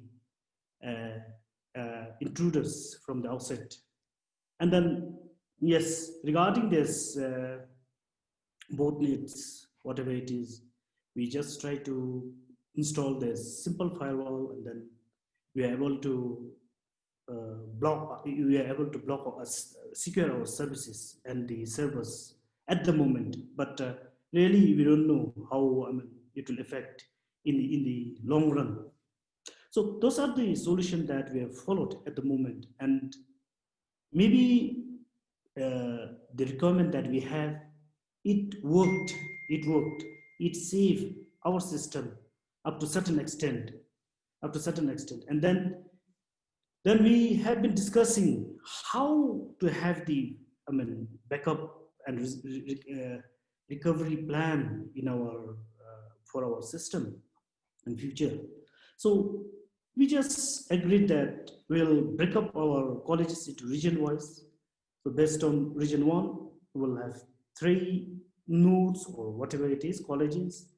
And then region 2, we'll have another 3. That depending upon the proximity, we have grouped the colleges. And why we have broken that region is for in the case of region 1, the OVC, which is my office, we have the 1 Gbps connectivity to our national RAN. And then for region 2, CST has got 1 Gbp connectivity to the national RAN. Like this, at least in one region, we have the 1 GB connectivity, so that all our backup or all our repository could be shared in those, saved in backed up in those regions. And the technology that we are exploring at the moment for this, especially for this disaster recovery, is all those will be connected. The technology that we are exploring is we are planning to use the clustering system that we have gained from the workshop. Most probably we will be using the Unity clustering system for the regions. And then within the regions, I don't know, right now, we don't have much experience how to go about it, but we're thinking of just using the simple network sharing, just share the network, either automatically or manually. So we are in the discussion like that, or within the region, use the simple network share, and then for region to region, use the clustering. So we're just in the discussion right now. We're in the discussion, and then for this backup and disaster recovery system, we have already planned for our hardware, which will be very good hardware with the enough space to run at least for the next 5 to 10 years. So those are the plans that we have right now in place. Thank you.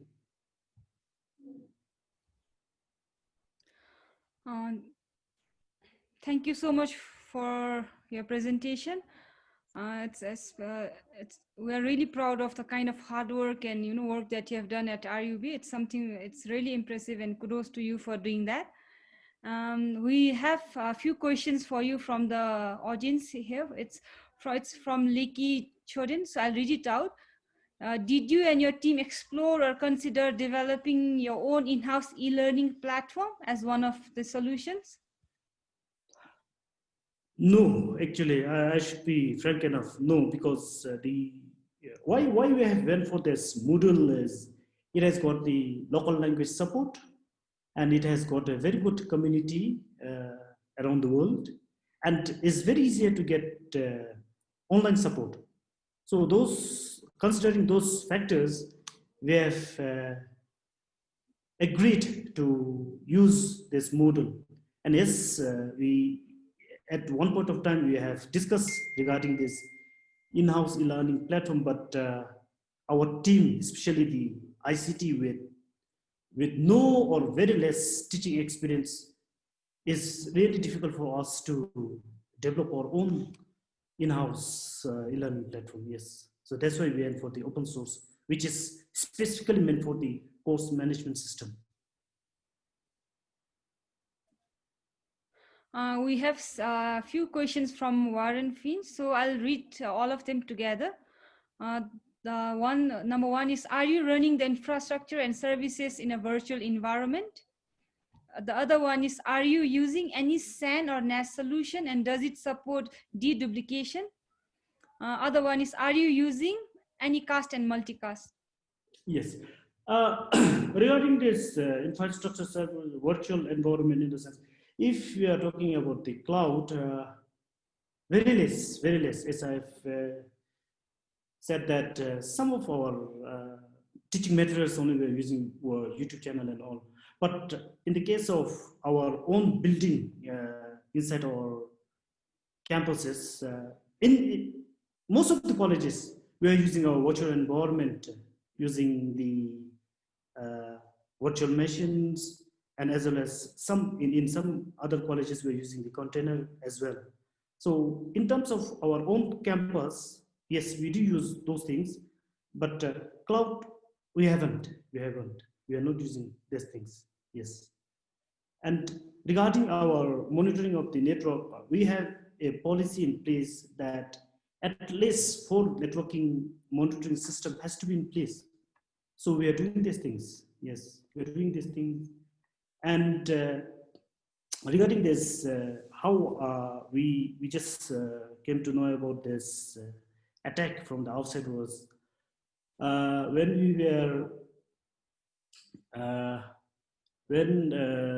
we were launching this one, when we are made it online, I have received email from outside saying that this system or that system is sending too much unwanted things or abusing their system. So from that angle also, we just come to know that is throwing too many unwanted or abusing other system as well. So we just come to know from that one as well. And yes, from the network monitoring system also, we just come to know these things as well. Yes. And regarding the SAN or NAS, we don't use anything of this. We just use our bare metal hardware, and then we are also now planning to buy those things. And we just install this one. Then we are planning to back up all our things on those hardware system, because we have a very bad experience using this SAN or NAS, because sometimes our human experience is not there. That's why not we go for the simple solution using the hardware server, rather than using this specific SAN or NAS. So using unicast and multicast. Right now, I should say that we don't use these things because yes, IPv6 we use for our own purpose only, but within the colleges we are not that matured enough for these things. Yes. It was really effective. Yes, it's really effective because we did and we have conducted the assessment online, and for most of the colleges, our delivery has been online, and then assessment has done online, and then it do impact the students as well, because they also get the opportunity to learn the technology online, and from that angle also is quite effective. And from our own users is quite effective, because it also reinforces our faculty to use the technology so that they can prepare the content for the delivery. So in that sense, it was effective. But for the exam, online exam, we have to have, we don't have proper monitoring system, but somehow we managed to conduct exam online. So in this sense, it was really, really effective. What did you do to check whether your system has been connected? We are running short of time, so I would like to thank everyone for your questions. And we have few questions, and we have Arpan Adhikari raising his hand. So if you have any further question, please send it over here, and we'll send it back to Sonam Penju, and he'll reply back to you over email. So since we are running short on time, so we'll leave the discussion, we'll end the discussion over here. Thank you so much for your presentation. And meanwhile, we will note down the question and send it to you via our mailing list. So the people who are like those participants who are asking questions, you'll get reply from him over email. So thank you so much, Sonam Penju, for your presentation. And moving on, so sorry for the disruption that we had with regard to Jared's presentation. He was working on, he was using his mobile data, and seems like he received a call. So he had issue because of that. So now Jared would like to wrap up his presentation, and if you have any question, he would like to take it up. So Jared, over to you now.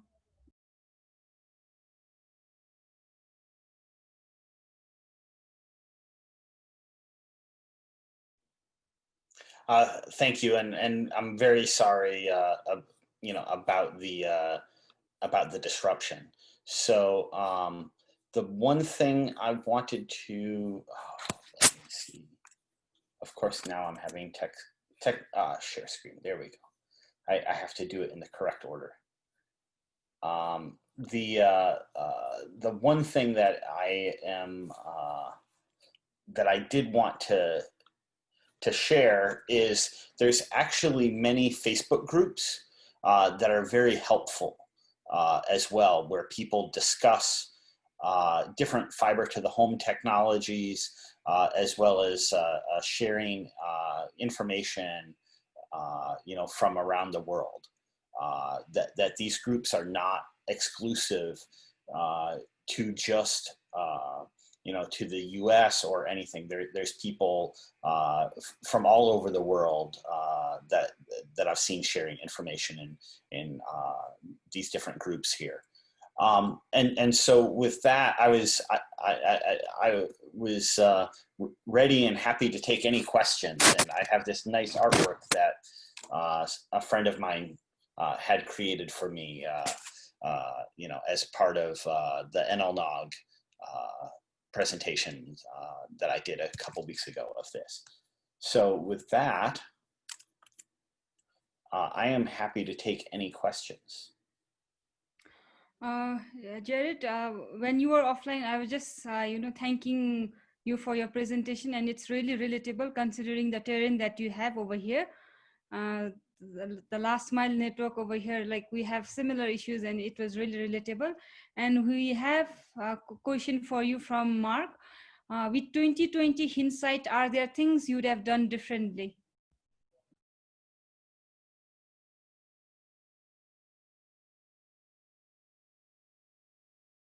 You need to unmute yourself, Jared. We can't hear you. Let me do that. So, sorry, my normal meeting habit kicked in to mute myself when I'm not talking.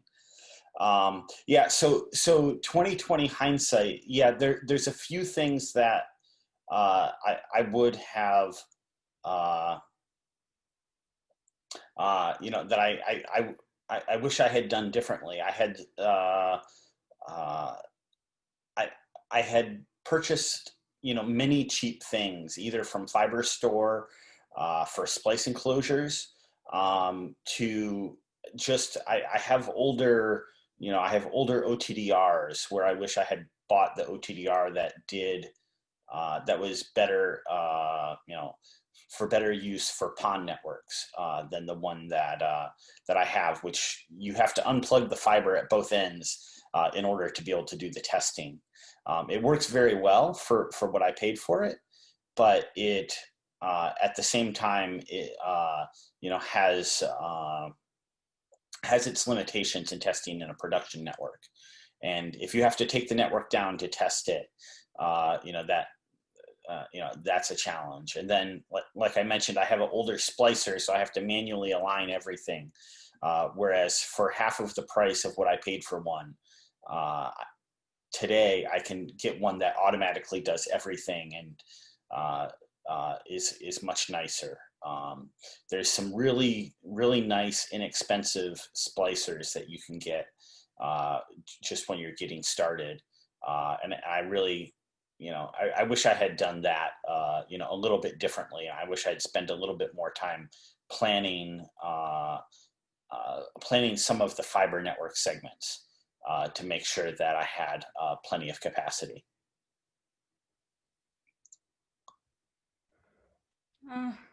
Thank you, Jared. Seems like we don't have any more questions. So thank you so much for your presentation, and thank you so much for your time, especially considering the time difference. Really thankful for that. Oh, no problem. And I'm happy if anybody has questions to please email me or contact me. I'm happy to share this. It's been my baby for a number of years I've worked on. So thank you. We have one last question for you from Tashi Finso, I guess. Would you like to talk? Yes, Alicia, thank you. Jared Tashi here. Thanks once again, despite all the difficulties. Like Alicia said, given the terrain in Bhutan and given the current state of the last mile network in Bhutan, any general advice to our regulators, policymakers, and any bold, confident enough young people out there who might want to take your your route? Any general advice?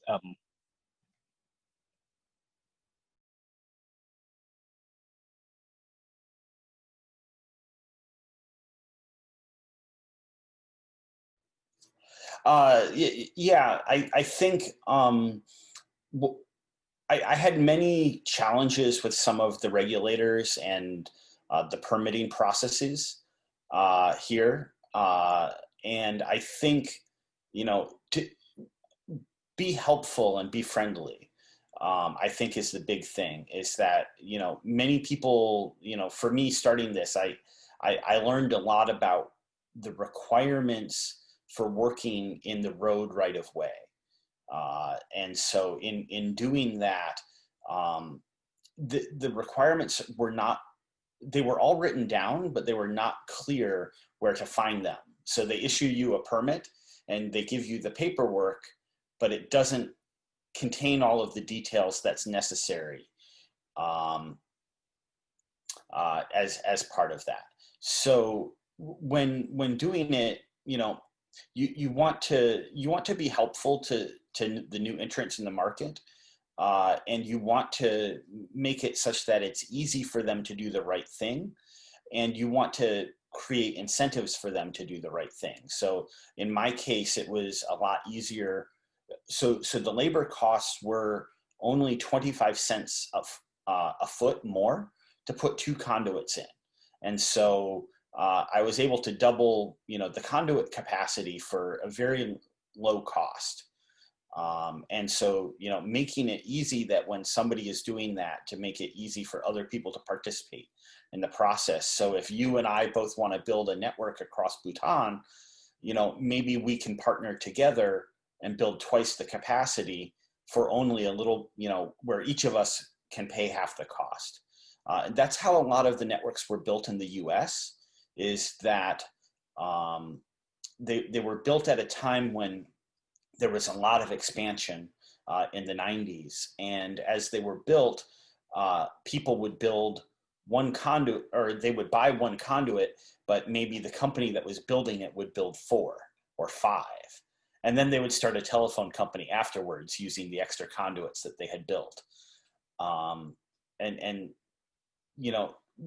when you're dealing in really difficult terrain, the photos of Bhutan are just beautiful, up in the mountains and stuff. When you're dealing in this difficult terrain, I imagine it's going to be very hard to get the cables in, and getting the cables in and making sure that you can share and have redundancy, you know, in your network is really going to be important to ensure your customers are happy. And whatever can be done to make that easy to be understanding that, you know, here they want me only on the east side of the road or the north side of the road. But if I want to have full diversity, I may need to put something on both sides of the road. And the local regulators here were not very friendly to that discussion. And so, you know, having a redundant network is something that, you know, once the network arrives, people will learn to depend upon it in ways that, you know, we're doing this over Zoom in ways that 6 months ago or a year ago we maybe didn't imagine. And so once it arrives, people will depend upon it to work. And so whatever we can do to make it easier to build a reliable network is really going to be helpful. Thank you, Jared. Thank you, Jared, for your presentation. Now moving on, it seems like we're running late by a few minutes. So we'll break, we'll have our first break now. And we'll begin with the technical plenary 2. After the break, we'll have a 10 minutes break. So let's be back by 11:50 and enjoy some tea and coffee, and see you all at 11:50 for some very interesting security presentation. So stay tuned for some very interesting presentation. So see you all after 10 minutes.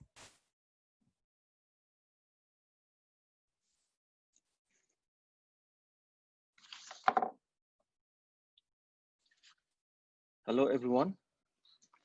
Can you all hear me? Yes. Yes, yes, you're audible. Thank you, Alicia and Tashi. Welcome back. We will straight away start with the technical plenary 2.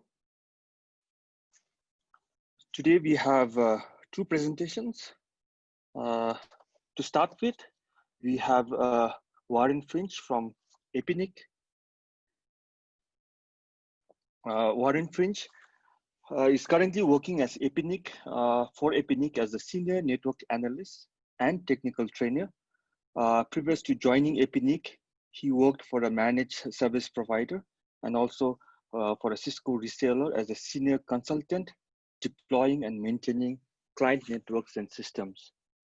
Warren is here today at btNOG 7 virtual conference to talk about behind the scene of internet and hopefully enlighten us with what not to do on cyberspace.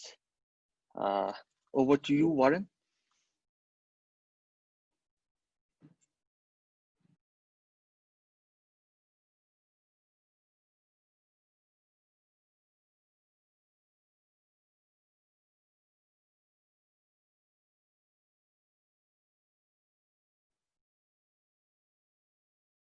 Warren, are you there?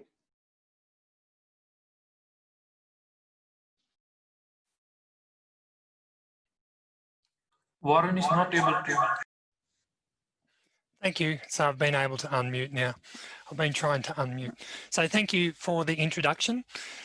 Can everyone see my screen? On the screen, you'll see there's a link there for the wiki page. So if you've done any of the APNIC training before, we have a wiki page. And so what I've done, if you want to follow along, you can go to that wiki page and you'll be able to click on all the links that I talk about and have a look at that. So I'm just going to paste that into the Zoom chat window, so that way it makes it a little bit easier for you to grab it. So I do hope that you will follow along. Now, when you think about security, the Internet 101, so this is more of an introduction, but it's something that we may take for granted. The idea of how secure are you when you use the internet. So when we talk about security, we always see these messages about attack trends, and there's lots of different websites out there and endpoint protections that show you all these threat maps. And we can see here that we have this live cyber threat map and some of the attacks that are happening. So for example, botnet and crypto miners are quite high on the attack threat for Bhutan. So that's not what I'm going to be focusing on. I'm more focusing on how you use the internet and why you use it. More looking at the end user and your own behavior of how you use the internet. So to give you some idea about that, I want to talk about some internet usage statistics. So think about these questions as I talk and present some of the different slides later today. How do you use the internet? What information do you share? What do you look at? What information do you search for? And do you use it for e-commerce and banking? And those questions were put to a group of students in New Zealand about what do they use the internet for and the different categories for that. The age ranges from 8 years old up to 21 years of age, and male and female, and this is the results of that study. So if you have a look at that, the actual e-commerce side of things for children under 12 was very minimal. But as they got older, they started doing more online transactions. Also, if you have a look at the entertainment is quite high all the way through. So there's these techniques of being able to get information from you using these sort of usage statistics. So think about that. From an Australian context point of view, similar process. If you have a look here, in Australia, we tend to use it for health services right through to banking. We've also have social networking, being able to purchase items online. And that is going to influence how you use and how susceptible you are to some of these attacks that happen to you. However, there may be other reasons for that. That includes the device that you use. Depending on which device you are using will make it easier or harder for the malicious actors to get information about you.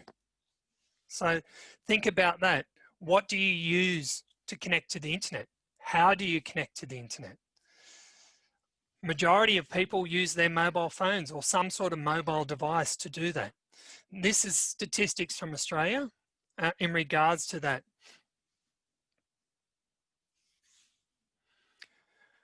But my main idea of this talk was to make you think about you as the target. Because a lot of organizations say, oh, we're a target because we do banking, or we're a banking organization or so on. But with the pandemic, it's been a big increase in these COVID-related ransomware and attacks and so on. So why are you a target? You're the end user. You don't have any money. You may not be important. You may not have important data. But there's various reasons why you are a target. One will be because of your username and passwords. Maybe because your equipment that you have is not secure, so they want to use it as a botnet, and then they can sell that as a service somewhere. Or they want to get financial gain, so ransomware of some sort, or just email harvesting. There's various reasons for that. So when we look at that, you're going to become a target. And the malicious actors know that. And so they're going to use different techniques to be able to do that. So when you think about these sort of attacks, you're probably thinking about phishing. So phishing is where an email or something is sent to a user to try and encourage them to download and install something or do some sort of action. Now, phishing kits are very cheap, depending on what you want to do. And you can get them from the darknet. And the darknet is this underground sort of internet where you can purchase all sorts of things. However, there was a study released or a blog released a couple of weeks ago from SANS Institute in regards to actually you can get all these phishing kits that I've got displayed here from YouTube, or find out information on how to purchase those from YouTube. So he did a quick YouTube search on how to do phishing attacks, and he was able to find 104 different sites via YouTube to purchase various phishing kits. And you can see the cost of these phishing kits here. So that's ranging in price from $5 for Apple ID and Amazon, right through to banking websites in Australia and so on. So you can then customize that, and some of those YouTube videos will show you how to install, how to modify, how to even target those users, and you will sometimes even get an email list to do that. So you are a target. Why are you a target? Well, your information is worth money. Your information is worth money to people to buy things like driver's license, your credit card details, your financial details, your log-on credentials, your social media accounts. They're worth some monetary value. And there's some statistics here on some research that was done recently that you can get access to that. Now, if you are interested in any of these sites, you can actually go to the wiki page and you can click on those. Now, when I mentioned about you are the target, there is this open source intelligence framework that you can go to. The open source intelligence framework, if you click on this image here, it will show you all the open source resources that are available. You are posting and giving away information for free in some cases. So all of this, so look at the social media platforms. You've got Facebook, Twitter, Instagram, LinkedIn, Snapchat, YouTube, and so on. There are all these tools that are available for retrieving information from an open source intelligence point of view. The same with messaging and sharing photos. You've got Flickr, Pinterest, and Google+, blogging forums, internet search, image and video finding, and so on. So if you are interested in finding more out about this open source intelligence, you can click on this toolkit here, and that will take you to a Google document with lots of different information there. Or this web page here gives you clickable links to go to those tools to find out more about open source intelligence. So your information is worth something to the underground market. But that's not only the case. All the social media sites are making money from you. Any business website that you go to is making money from you. They make money because you are always leaking information. When you use a web browser, you are connecting to a website. That browser and internet framework for using the World Wide Web allows the company to query your browser for information. That information that you may not know about that you are leaking. So when I connect to a website, I'm telling that website about my operating system, which browser I'm using, even to the hardware level of the laptop or computer I'm using. And in some cases, if it's a mobile phone, it will leak the location information. And if you use your browser to save passwords and to autofill information, you are leaking or potentially could be leaking that information. To give you a working example of that, here's some demo websites. Can I get you to go to one of these websites? So if you go back to the wiki page, in here you'll see that you've got these different links that you can go to. So WebK, click, and so on. So device info, if I click on that one, this is showing me all the information that a web page can retrieve from me by going to that web page. So here it's giving information about what sort of model my desktop or laptop is, what operating system I'm running, what the true operating system is, the browser version I'm running, the build number, my IP address details, and then I can look at the latitude and longitude. So it's giving away exactly where I am. So there's a lot of information in here that you may not even know that you're sharing when you use your browser to connect to the internet. A very good one that you may like to use is this bottom one that has a whole heap of information. And there's a whole heap of different tests that you can run there as well. I've also included a couple of other links there. So if you've got the Shodan.io, this is a tool that allows you to look up and find devices on the internet. It's like a search engine for devices rather than like Google, which is a search engine for web pages. So when you click on the me.shodan.io, it retrieves your IP address and then it tries to scan that IP address to see if there's any open ports and what other services are running on that. So if you're lucky and your routers are configured correctly, you shouldn't get anything. It should say 404 not found. But if you've got web cameras running and you're doing some sort of forwarding of those web cameras, maybe you're sharing your web camera stream without you knowing. In regards to these pages, this is me interacting with those pages. So I have to go to that page and it will tell me that my browser is sharing this information. If you're concerned about that, what you can do is you can use this web page test.org. And what that does is when I run the web page test.org, I'm in this example here, I've already ran it to connect to academy.apnic.net. So that goes off and makes all these queries and it finds out what scripts are being run in the background when I connect to that web page. But it also allows me to have a look at the domains. So when I click on this, I only wanted to go to academy.apnic.net. However, when I look, it actually links me in the background to all these other domains. So that's a bit of a problem. So it's sharing my web browser connectivity with all these third parties. So there's this information sharing that you don't know about or may not have given permission for that. So there's a problem from that point of view. To give you a working example, let's have a look at nog.bt.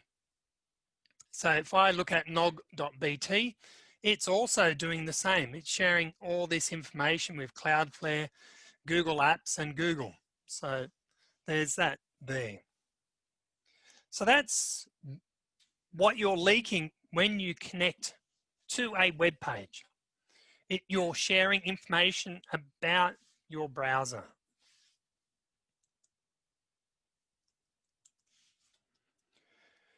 But what about when you do a search? Do you know that you are leaving a trace when you search?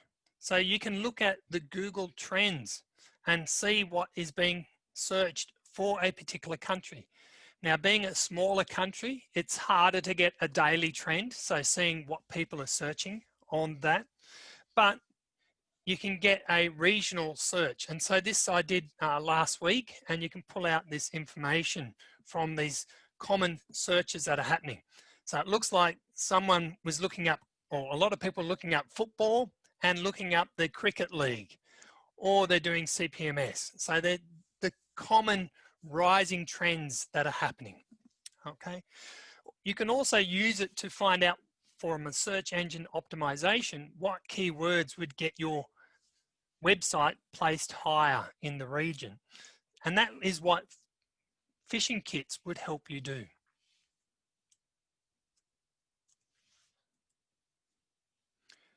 So are you being tracked? There's this term called browser fingerprinting. So browser fingerprinting means that I'm able to check your browser for all those features that are running in the background. So remember that browser information that you leaked in the previous slides. Based on that, I can now identify your system uniquely. It might be the type of video card, the memory, the operating system, what patch level, and the browser that you're using. So I can now uniquely track you across multiple sites. So there's been a push recently to try and mitigate against this browser fingerprinting, and also to mitigate against tracking you via ads. So you saw those two different sites, nog.bt and academy.apnic.net. Now they're in completely different regions. They're not connected in theory, but they are connected underlying because of this ad tracking that happens. So if you want to check to see if your browser can be fingerprinted or whether it's getting tracked, again, we can do that by going to our wiki page here. And if we click on the very first link from the Electronic Freedom Front, this is going to open up a page for you. And I click on Test Me, and that's going to go out and run a test. Now, depending on which browser you have, it's going to have better or worse protection. Now, I'm using Brave as a browser here, and it's trying to do different things here. And you can see up in the top that it's trying to shield me against this. So in this case here, I've got quite a good protection. I haven't turned on the do not track at this point, but that's something that you may want to think about to help mitigate against people tracking you. Now, why that's important, I mentioned about the browser fingerprinting, and I've also mentioned about the websites. There's a lot of things that are happening in the background and third-party cookies or third-party actions that are happening. There's a plugin that you can add to your browser if you are interested in doing this called Lightbeam. Now, Lightbeam allows you to see what's happening in the background. So in this case here, I visited 3 websites, academy.apnic.net, and I logged in, and you can see that in the bottom right-hand corner here, that I've got this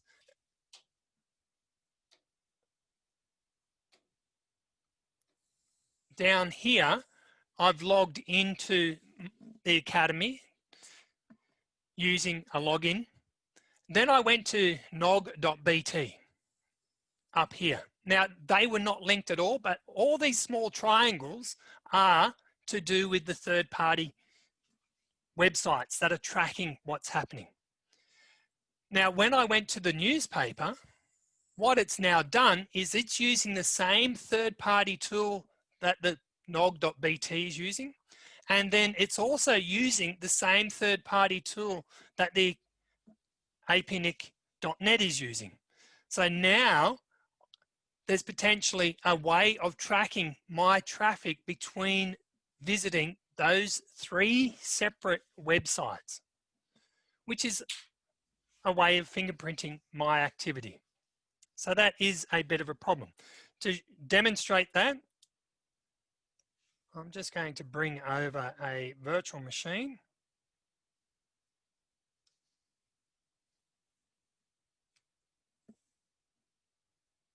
That's if it's going to open up. It's sort of just disappeared in the background. There it is. And it's open up quite small there.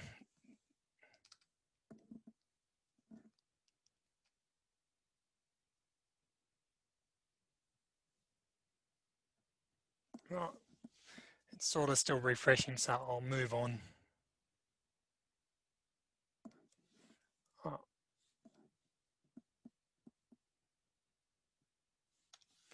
I'll come back to that. That seems to have frozen a bit, but I was just going to demonstrate how you can do that. So that's using a third-party extension called Lightbeam that is available for you. Now, how many of you actually have passwords saved in your browser? There is a technique where I can basically query for those autofill commands and passwords without you knowing. So what I can do is if you log into a website, I don't need to compromise the actual login website because that's going to be quite difficult. A lot of organizations monitor the login process. However, they don't monitor, say, an image or another back-end web page that may not be important about information. So they may not even monitor that. So what I do is I inject my JavaScript code into a page that's not even relevant to the login process. And as part of that JavaScript, I query for your login. And because you have that autofill capability, it gets that information. So that's what this is doing here. It's allowing me to be able to do an attack to get your passwords from there.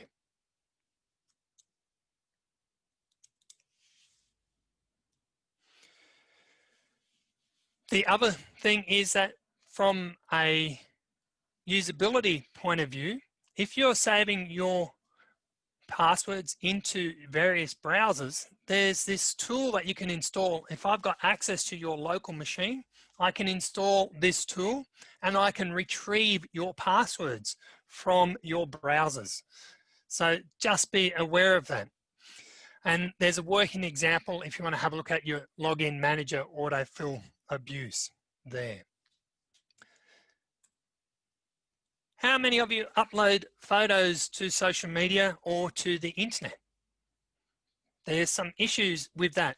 You need to think about the context of your photo, the sensitivity of the information that you are sharing. To give you a very good working example, in the right-hand side, this barcode. So everyone should maybe recognize this. This is a boarding slip, a boarding pass.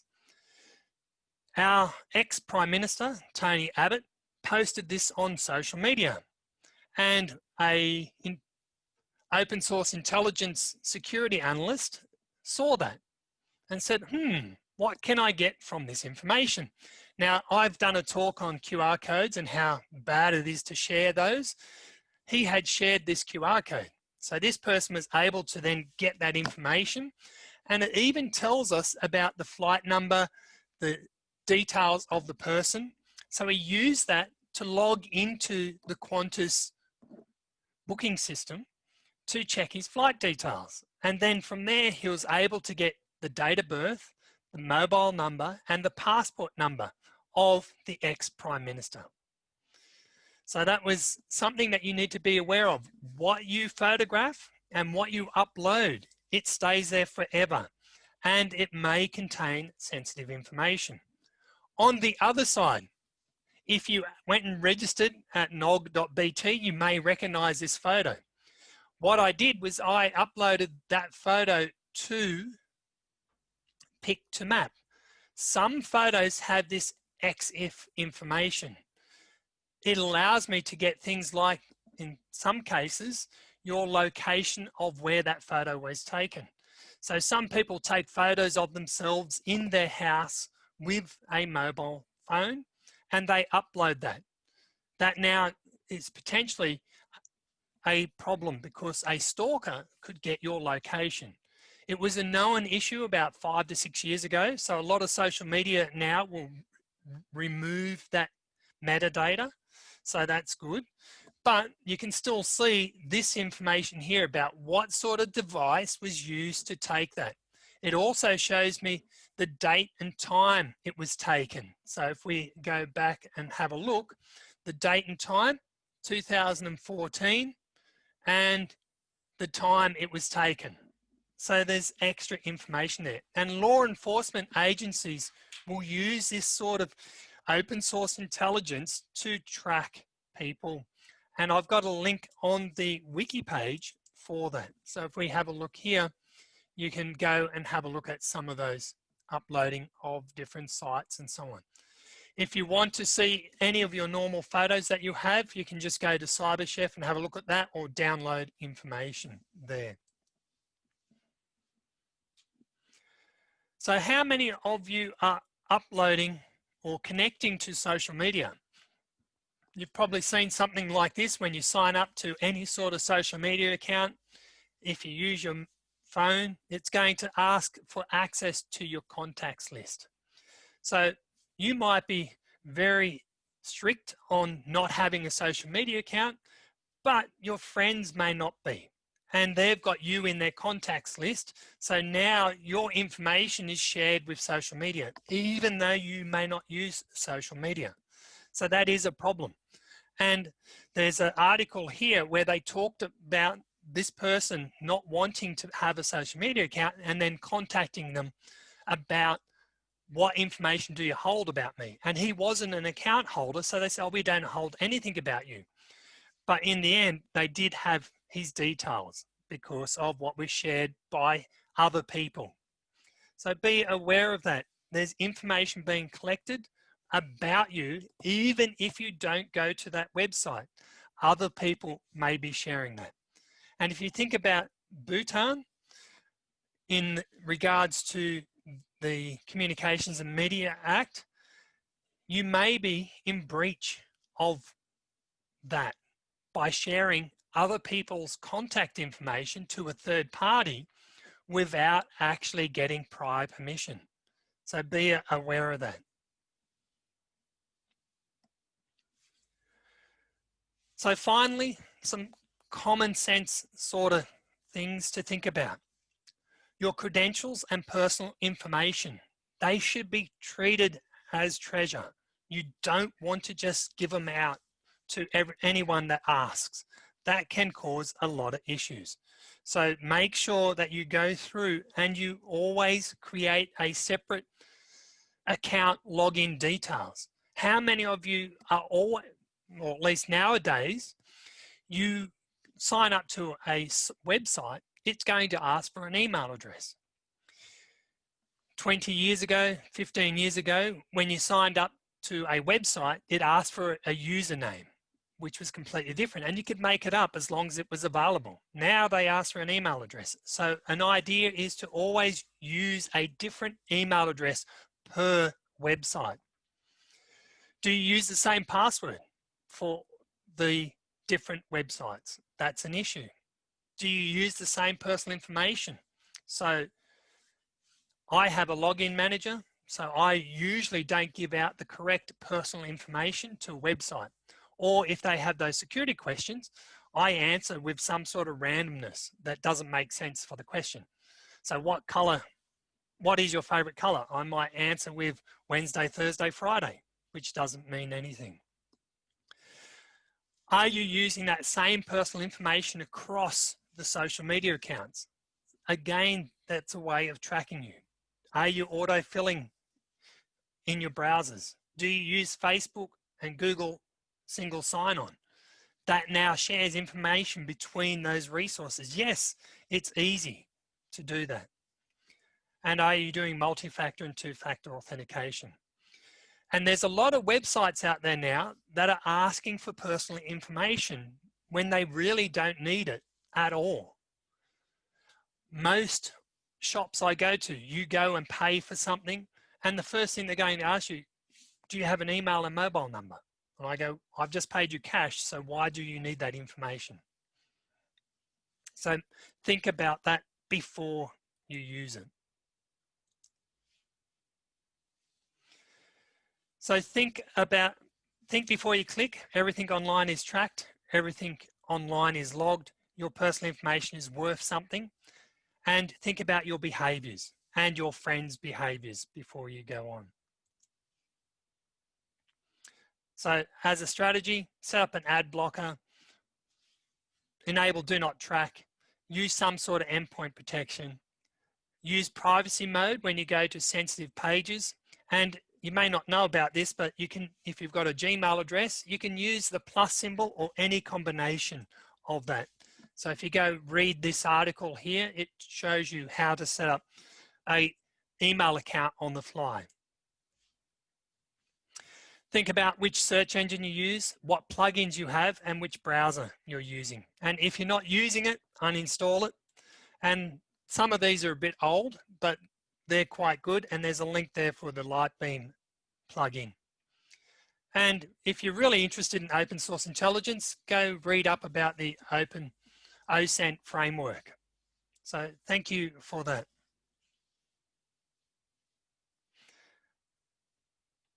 So I think that's it. I'll stop my share. But thank you for that. I went over by 5 minutes. Sorry about that. Thank you, Warren, for a very insightful presentation.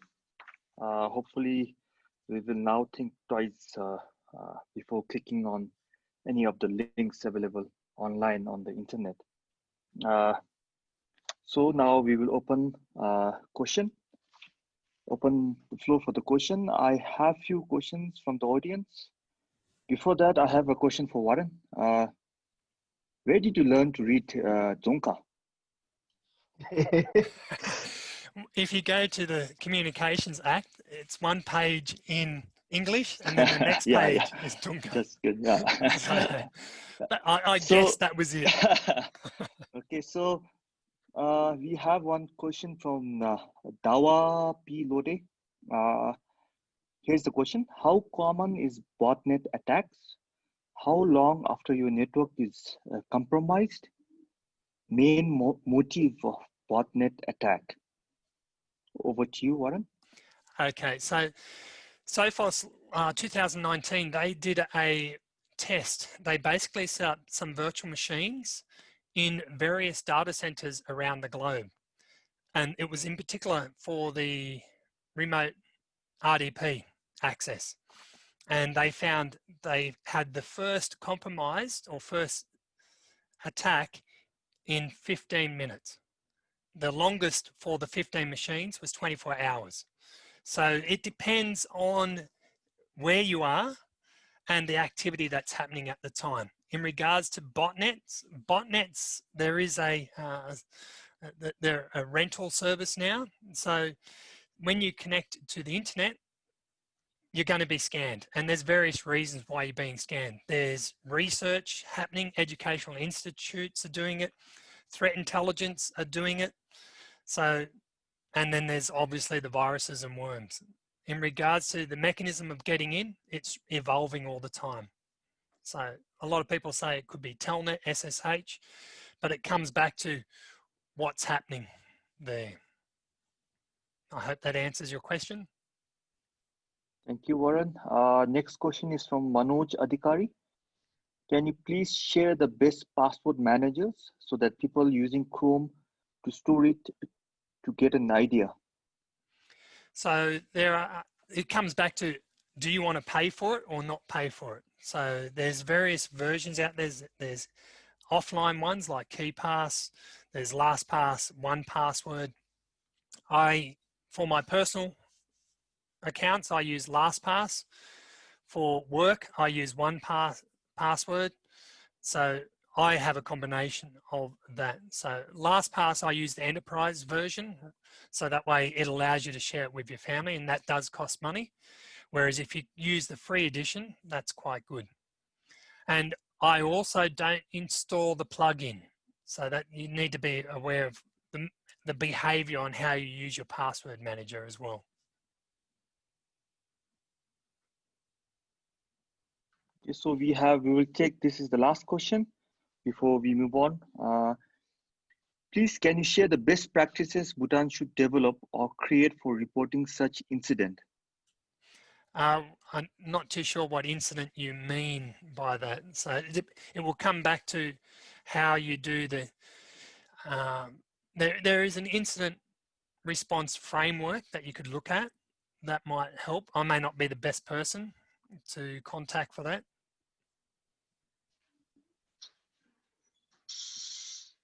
Okay, so thank you, Warren, again for your time.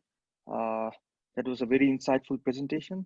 For the follow-up questions, please drop questions to our mailing list, to our email address, btnog@nog.pt. My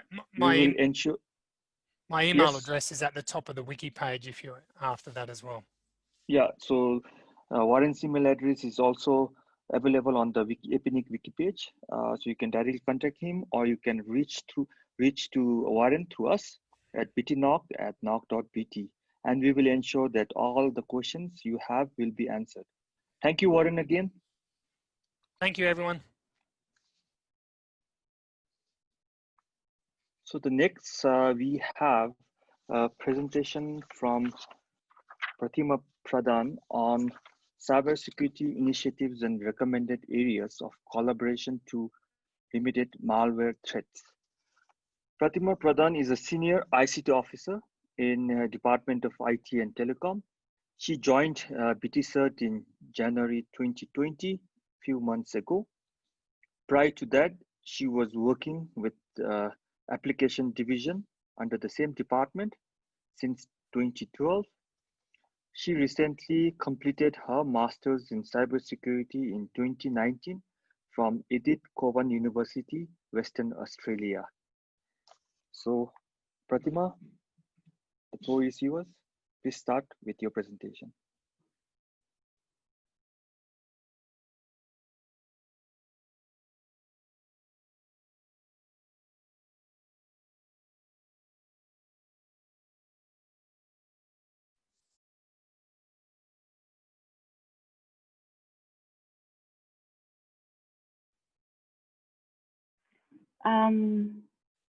Can you see my presentation slides?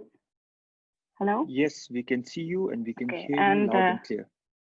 Okay, thank you, JK. Thank you for giving a nice introduction. Good morning, good afternoon, and good evening to everyone.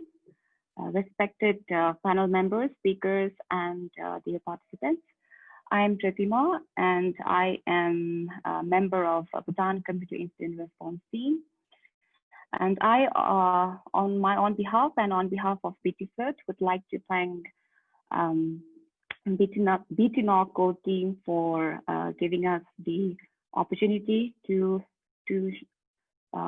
present our current status. Before I begin, I just want to, here's a disclaimer that I am not an expert, and if you have any questions that I'm not able to answer because of my expertise or because of the time, I have left my our email ID in the chat box. No. So for the next 20 minutes, I'll be explaining on our CERT's brief history as well as the status. I'll explain our ongoing activities. Give you a threat landscape of in the time of COVID-19 in our country. I'll be also showing the key statistics of total number of incidents recorded with us, and propose some areas of collaboration.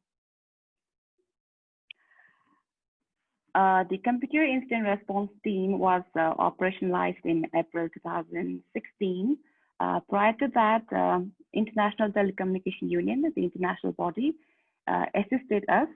They did nationwide cybersecurity assessment and checked the readiness if operationalization of CERT was feasible. And after that, CERT was operationalized with the financial support from the World Bank. As of now, we are a member to APCert and FIRST. Those are the two international bodies that we are a member of. Our mandate, we are mandated to serve as a trusted and central coordination point of contact of on all cybersecurity aspects at the national level.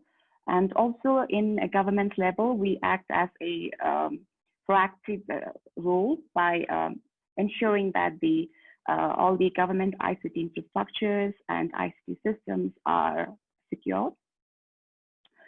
Since 2016 up until now, we have focused on three key initiatives.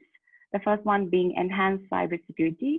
In that front, we focused on human factors because everybody will, the human factors, because humans are the most susceptible to any cyber attack and are the weakest link in any cyber defense mechanism a organization can have. So BTCert have conducted so far many workshops and trainings catering to all districts in the country. And also with the support from international bodies like ITU, APNIC, APG, we were able to conduct a technical workshop on securing application systems, in and network security and system securities as well, which was not only focused to ICT professionals, but it extended to banks, ISPs, academias, and local IT firms. The second initiative being monitor and manage cyber threats. In that front, we have to ensure the government data centers. So in that front, we have provided, and we do still provide, the security benchmark. Sorry, Pratima, to disturb you. Can you please disable the green screen? We cannot see your face. Oh, okay. Just a second. I think you have enabled the green screen. In the virtual background. Yeah, I'm doing it, but it's not. I'm not able to undisable it. I mean, disable it. Can't disable it. It says your Mac version needs. Yeah, it's not supporting. Not sure why. Pratima, you can remove the virtual background, then it will work that way. Okay. Can you see me now? Yes, that's fine. Now we can see you. Yes. You may. But I cannot see myself. I cannot see myself though. Anyways. Please continue with your presentation. Where was I? Okay. Thank you. Thank you, JK. The third key initiative, coordinated information. As the name says, third computer incident response team, but the cybersecurity incidents reporting has been very minimal. So even then, the team have been proactively collecting the information, and then whenever we receive any, and through other channels, we receive some attacks or compromisation in the country, we try to quickly develop advisories and push it in our website and also in our Facebook handle. We timely push updates and patches of softwares in our social media and website, and even we email to the government ICT officers. Along with the key initiatives for this fiscal year 2020 to 2021, these are the ongoing activities. We are in the process of developing the national cybersecurity strategy. It's in a final draft, and we are actually supposed to do the stakeholder consultation by this month. This strategy is the first in our country, and then it focuses on cybersecurity legislation, governance, on an incident reporting mechanism, on protecting the critical information infrastructure, more on international cooperation, and also on collaboration, cooperation in building awareness, capacity development, knowledge sharing, information sharing, and also we have focused on child online protection to secure them from cyber bullies and other cyber threats. The second, identification of critical information infrastructure. We have already initiated the desktop research on developing a methodology to identify the CIIs. Along with the, actually I forgot to explain in my first slide on the pre-deployment assessment, vulnerability assessment that we do for all the government application systems and websites that needs to be hosted in government data center. Along with that, we also monitor the daily traffic of government data center and operate as a SOC team, Security Operations Center. Cyber threat intelligence, we have just embarked on this with the help from APNIC. We are able to, we have initiated the HoneyMate project.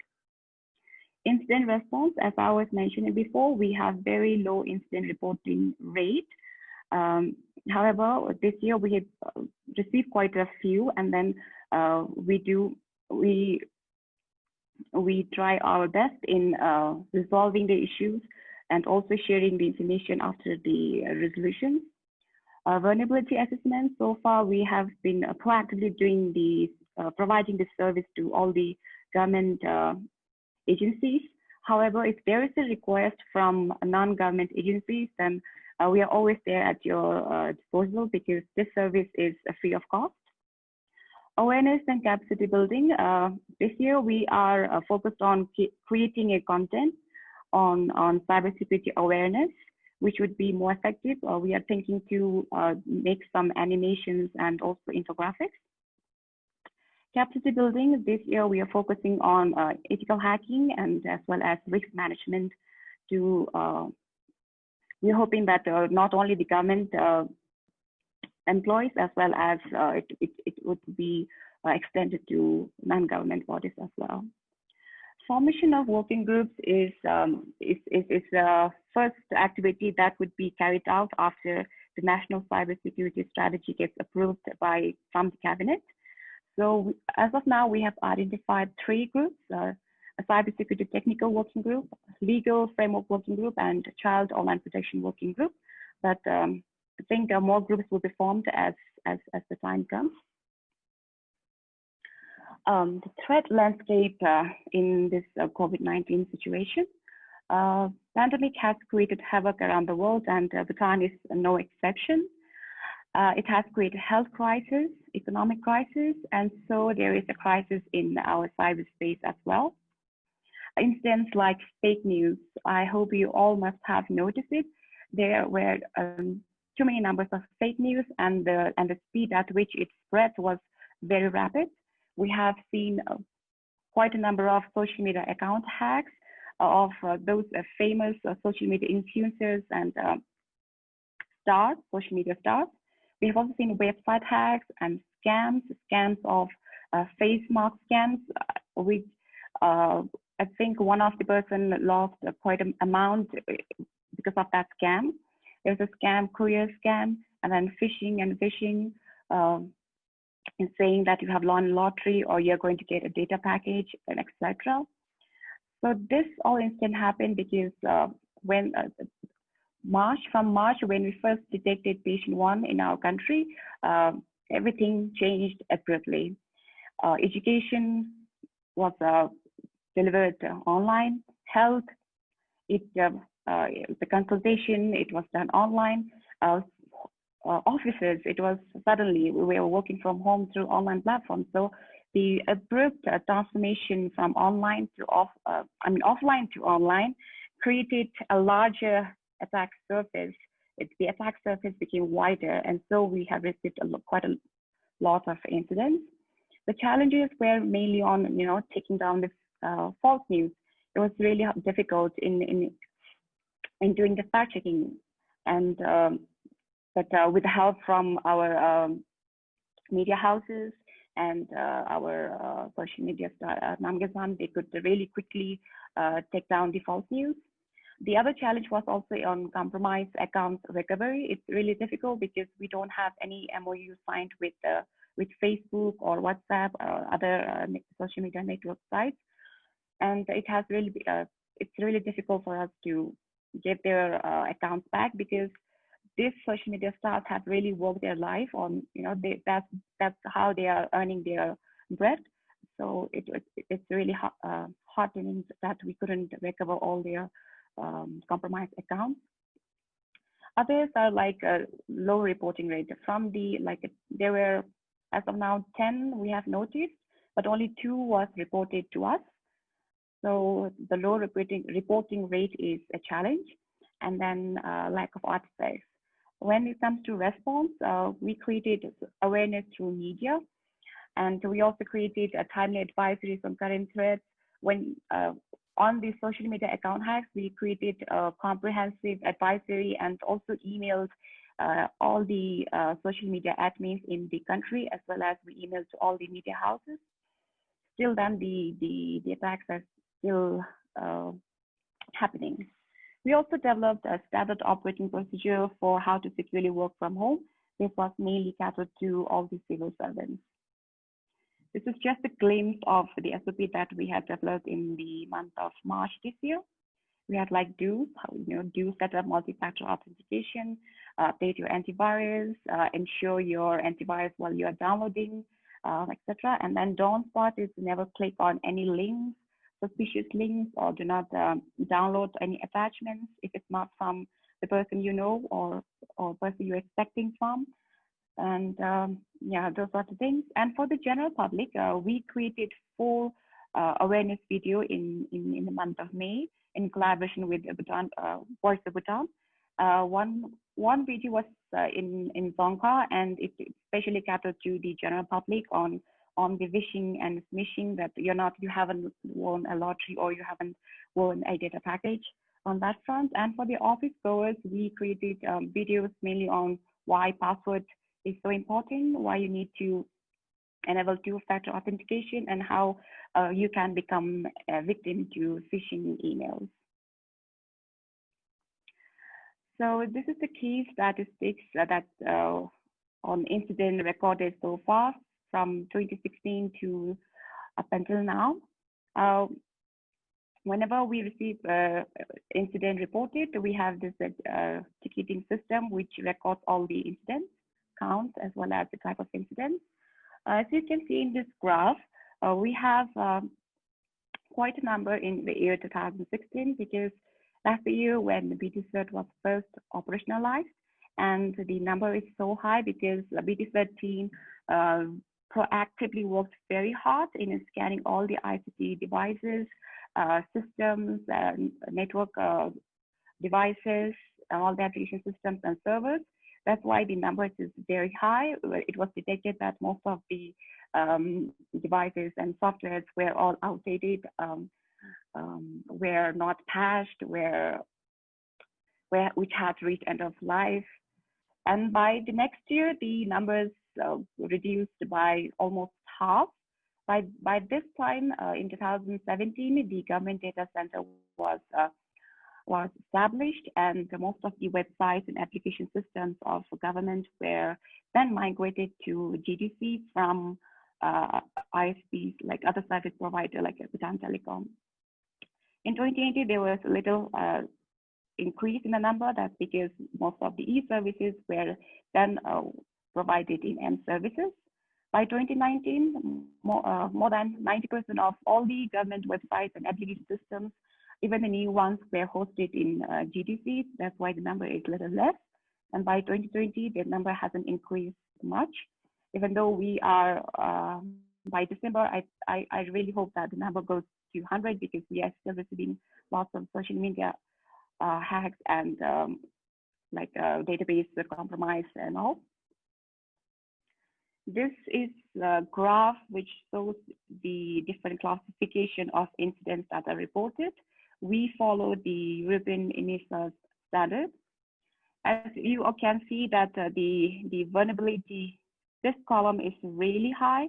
That's mainly because, as I explained before, we do a pre-deployment vulnerability assessment, and we also monitor the GDC traffic. And whenever we see any suspicious traffic, we record in our ticketing system and then report to GDC. That's why the number is really high. The other classifications, other incidents is still very minimal, and it could be because of the low reporting rate. This graph, this diagram, the circle shows the most common exposed vulnerable services in the internet, which is not supposed to be. Like SSL, Kudo, Telnet, RDP, NetBIOS, MS SQL are all left open. Those posts are left open in internet, and we are not sure why. This is not a good cyber practice, and it's like we are opening our doors for more cyber threats cyber attacks to happen. So if in this virtual room, if you are a network administrator or system administrator, please check your ports, please harden your system and close it long.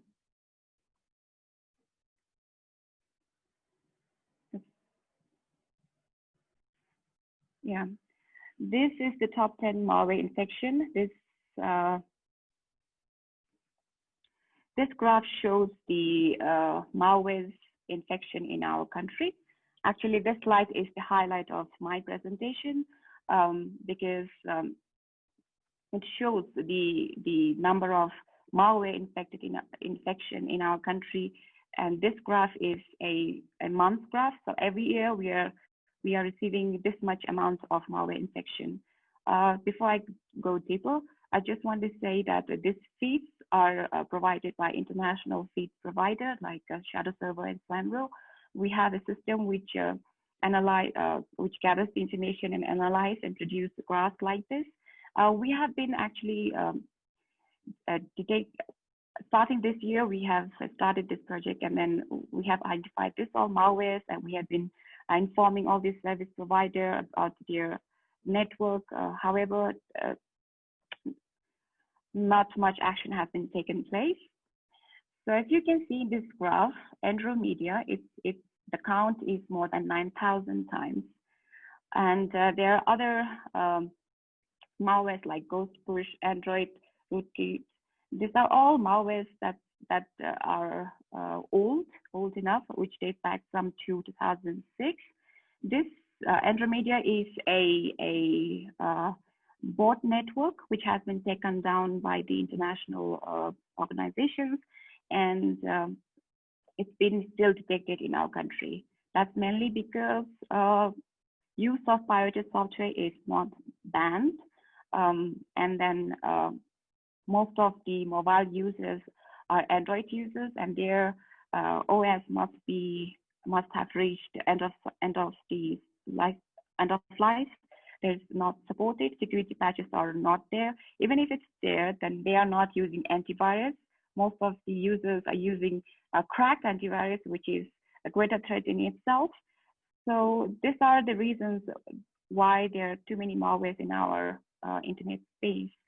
So I'm here to ask you, the whole virtual room, like how should we go about cleaning this up? You know, because from BTC's side, we have been detecting every month, and we are pushing this data to each service provider, but not much action has been taken. So here I'm proposing if we can, work together, because if you have a genuine software OS, or if you're not using any cracked version, then you have an antivirus. Antivirus can detect this malware and can clean it up by itself. However, it's not possible because we have also informed that most of the infected devices are in client network, and to track down the client device is very difficult. So these are some of the issues that's been facing in us. These two slides I will just skip. It's mainly the same that I have described in the first graph. The participants can, if you want to download, then please do so. In my final, this is my final slide. I just want to propose the areas of collaboration, mainly on action on malware cleanup. How should we go about? How should we really come together and go deeper in the field and clean up all the malwares, and then create more awareness on using the genuine software and updating timely, patching the systems, or how should we go about? On other front, I have also proposal on areas of collaboration on incident reporting. We really want to encourage you to please report if there's any kind of incident, not because we are the experts and we'll be solving all. We do try, that's our mandate. But however, if we create a central repository, then that will be way forward for us to understand the attack threats and the threats that are there, how we are getting attacked, and then further we can with the pattern we can come up with a better mechanism, and we can be a step ahead from the cyber attackers. Also, in the capacity development, we really need your help, because you are in the btNOG group. I assume, and I also believe that you are the most expert in network and systems. So let's have more knowledge sharing, information sharing, and we are actually opening up our hands. The final point is lack of artifacts. Even if most of the end users, they're not sure if they are attacked or if their system is infected. I'm sure you must have heard some complaint that their data package is getting finished very quickly. Mostly, maybe that could be because of infection, and then their resource has been used by some other malwares.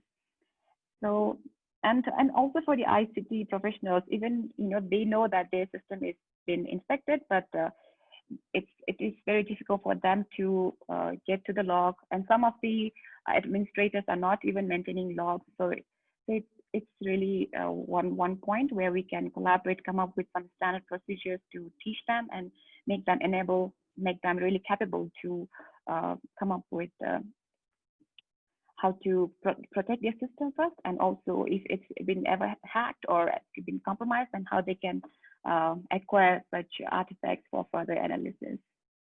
Yeah, that's all I have for now, and I am open for questions. Thank you. Thank you very much, Pratima. I will now open for questions. I have a question from, we have a question from Alicia. Yes. Alicia, please. Hello, everyone. Hello, Pratima. I had a question with regard to your presentation where you mentioned about the incidents reported during the COVID times.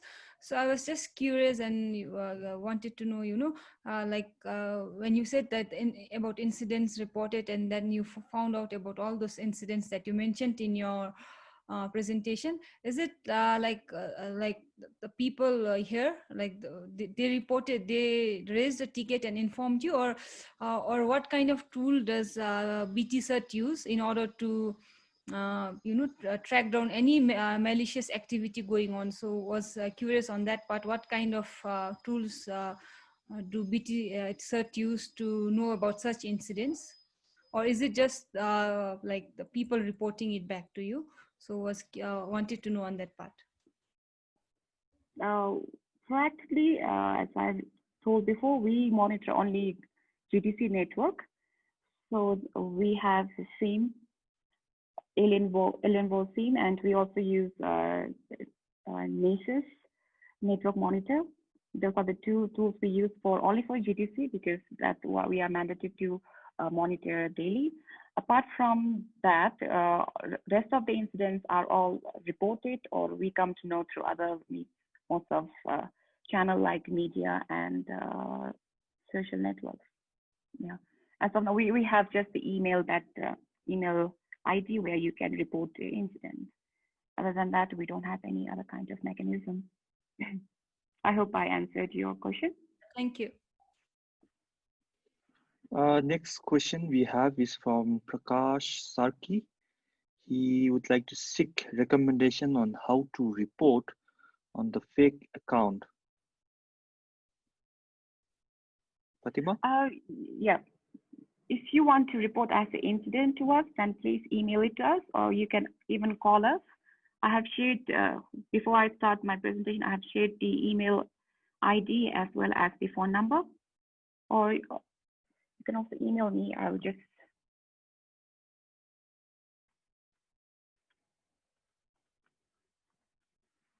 Oops, sorry. Yeah, you can only email to us. Or we also have a Facebook handle. You can message in there as well. Okay, thank you, Pratima. Next question is from Vijay Guru.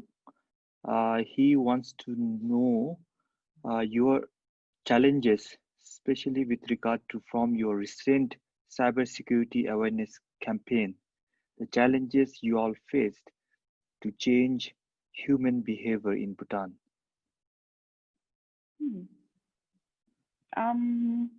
Yes, I joined only in this year, January. Most of the awareness campaign was completed by then, and this year actually we were supposed to target students, parents, and teachers. That couldn't happen, so I'll just explain on my personal experience. most of the time when we say we are from cybersecurity background, then people believe that we are hackers. That's one mindset that needs to be changed. And also they think that it's only on IT based, but information security, it caters to a bigger IT ecosystem. Like it's a people, software, technology. I mean, people, process, technology. That's one of the things.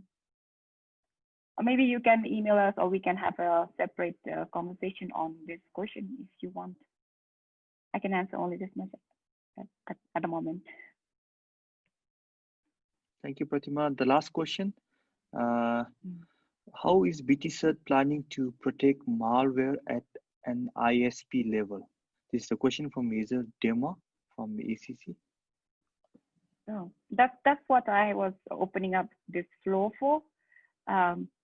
Let's come together, because btCert, we are a team of 5, and we are also not the expert on this. And I have also shown you the ongoing activities that we have for this year, and 5 people catching all is really not possible, even though we have this strategy where we can maybe collaborate together and come together in cleaning up the malware and also creating more awareness. Did I answer you? Okay, we have a comment from Mr. Arpan on this specific question. Arpan, please. All right, thanks, Karma. Regarding the malware protection at the ISP level, I think it might not really be appropriate for the ISP to start filtering out things. I mean, we are supposed to provide fast and reliable internet service, and start working on filtering out, probably investing into antivirus and all will actually land up slowing things, because ISPs are not actually supposed to do that. That's malware protection, and steps are supposed to be done before the user network or before the server network, because that's where the important things sit. So from an ISP perspective, I personally feel that it has to be done at, either securing the end host themselves with antivirus and stuff that Pratima has already shared, or placing in a very robust firewall and having it properly configured and maintained. Yeah, thank you. Okay, thank you, Arpan. So it's time to wrap up the session. Thank you very much, Pratima, for a very insightful presentation. Pratima's message is clear. The btCert is calling for collaboration, and I think we need to step up and we need to work together to make internet safe for everyone. If the other questions which the speaker could not answer, we will ensure that all these questions are answered. As informed earlier, please drop follow-up questions and send it to us at btNOG@nog.bt, or you can reach Pratima Pradhan directly over her shared email address. So I would like to thank everyone, especially the speakers, Warren and Pratima, as we come to an end of this technical plenary session 2. Thank you very much. Thank you all to all the audience. We will break for lunch. The lunch break is from 1 p.m. to 2 p.m. Bhutan Standard Time. But I would like to request everyone to join the meeting by 1:45 p.m. Bhutan Standard Time. The next session we have is a panel discussion, a very interesting one, internet to every Bhutanese household. So it will start exactly at 2 p.m. UTC +6. So I request everyone to join us for that particular session. Thank you for your time. See you soon. See you at 12:45. All right. Kashi, I think you'll have to help Dawasonam unmute. Oh, can someone help? let me. Hello, good afternoon. I have just been given permission to speak. There you go, though. That's the ultimate authority we hold. You know, we'll mute you when we want. But anyways, thanks for joining. Waiting for Atasige to be given given the right to speak and the right to be seen by the rest. Hello. Hello, Dr. Sige. Very good afternoon. Yeah, I just got back to my office. I had a board meeting. Let's Afternoon to all of you. Yeah. So yeah, thanks a lot. Thanks a lot, Atasige, for joining. Once again, everyone, welcome back to the panel discussion session of btNOG 7. Before I start, great work by the btNOG coordination team and the PC team, all volunteers. So thank you so much for making this event happen. So with that, I think we should get it going now. So yeah, the panel topic that got submitted to the PC was to discuss internet access to every Bhutanese household. I added those extra bits about what do you mean by internet access to every Bhutanese household. From a user point of view, I was a service provider for a while, and now I'm a user. So I feel the pain of not being a service provider. As a user, affordability matters to me. How reliable is the service? How usable is the service? That matters. And having been a service provider, worked in a service provider environment, is the pricing, is that kind of a service level sustainable to the operators or not? Because in the end, I feel the operators also need to make money because innovation does cost money. So that's the basis for today's chat. So with that, moving on, and my slides need to move. So the way I've tried to structure this discussion is we'll start off from international connectivity, jump over to domestic backbone, look at what are some of the services that are available, and then we can discuss where the problem is. Some of the things here you may not agree with. I've assumed quite a bit here. So with regards to international connectivity, for the benefit of the audience, Bhutan, given where we are geographically and also how we are kind of sandwiched between two not so friendly neighbors who are do not see eye to eye with each other. So geopolitics also comes into play. It's not just the technical challenges that Bhutanese operators need to overcome. So because of that, most of our, because of the geography and geopolitics, what happens is most of the Bhutanese operators need to rely on expensive long distance circuits going to the regional hubs. In our case, I suppose Singapore is the most well-known hub for most of the South Asian operators. Some people might also go westwards towards Europe, links in London or Frankfurt, somewhere. Irrespective wherever we go, it's a very expensive international long distance link. It would have been nice if there was a hub nearby. If India was a hub, that would have really been nice because it would have been what, 10, 20 milliseconds down. But the closest hub is Singapore, which could be roughly around 80 milliseconds latency from Bhutan round trip time. It would also help if there were proper tier 1 transit providers across the border from whom Bhutanese operators could actually buy transit service. But through experience, most of the Bhutanese operators end up having to buy transit service from proper transit providers like the likes of NTT or Level 3 and others, either at Singapore or you need to show up in London or somewhere to be able to buy those services. This is just an assumed capacity for the 3 operators. Let's assume that we have about 60 gigs worth of international capacity leaving the country out. And based on what few people have sent me the data, the assumption is about the utilization, peak utilization in most cases are about 40 to 50% of your international capacity being utilized. Maybe it's a bit different for Nano, maybe it's a bit higher, but for the 2 big operators there, my assumption is, please feel free to correct me, Arpan and Dawa, if your peak utilization is above or below that, but I'm assuming it's 30 to 40%. So I guess the first question I wanted to ask was, even those days when we were in BT, that was the same. If my international link usage is only about 30 to 40% peak, I'm still paying for the capacity to the IPLC providers. How do I make full use of the capacity that I'm paying? And how do you spill that down ultimately to the end users? So that question, maybe I'll direct that to Arpan and Dawa, because the two of you have the biggest pipe. So yeah, maybe Arpan first. All right, thanks, Tadashi. Well, like you said, making full use of the capacity we have on our international front. I don't think we will be able to do that, because the whole reason we have taken up a bigger capacity is considering the outages that will happen on 1 or 2 circuits. And we don't want the remaining circuit to be congested.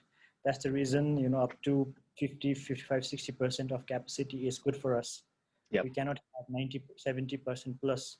If we start seeing traffic that exceeds 70% plus, we always think of expanding the international bandwidth, because like everyone is aware, the recent the cyclone, and we have been having a lot of fiber outages on PG cell circuits. So with this happening and, you know, not coming to an end, we would like to keep the international utilization to 50, 60, not more than that. Thank you, Arpan. Dawa, anything from your side? Thank you, Tashi. I fully agree with what Arpan just said. For us also, it is the same scenario. So we need to ensure that we have some certain kind of redundancy in case is one of the links goes down. So we always try to maintain the utilization of one of the pipes to about I mean, in case if everything goes down, we cannot afford to have one link taking 100% of the traffic. So we try to maintain, you know, about 90% utilization in worst case scenario. Thank you.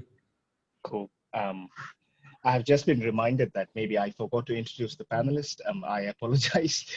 A quick introduction. Maybe Norbu sir, you can start from yourself. I'll let the panelists introduce yourself to the crowd. I forgot that there is a crowd who are also watching us. So maybe a quick round of introduction from all the panelists. I start first? Yes, sir. Okay, thank you, Tashi. Thank you, everybody. Good to see you, especially the btNOG 7 coordinating committee. So very good work you guys are doing there. And then thank you. I think I see a lot of people having joined the afternoon session now. I think it's about, 87 I'm seeing now. My name is Norbu, and I work in an ISP called Nano. We are recently a new startup ISP, just about 3 years old. And I look after, we are about 11 to 13 members team, a very lean company or ISP. So, and then that's how we want to remain as well. And currently we are present as Nano, so we go by the name Nano. We are present in Thimphu, Phuentsholing, Paro, and then by the end of the year, so we plan to go to cover another 5-6 districts. So that's the plan. And then actually we had a bigger plan than that, but then everybody knows because of this ongoing COVID pandemic, so most things got stalled, and then so we're still impacted. So I think that would be my brief introduction. Thank you, Norbu sir. Dawa, I see you next in sequence from where I am.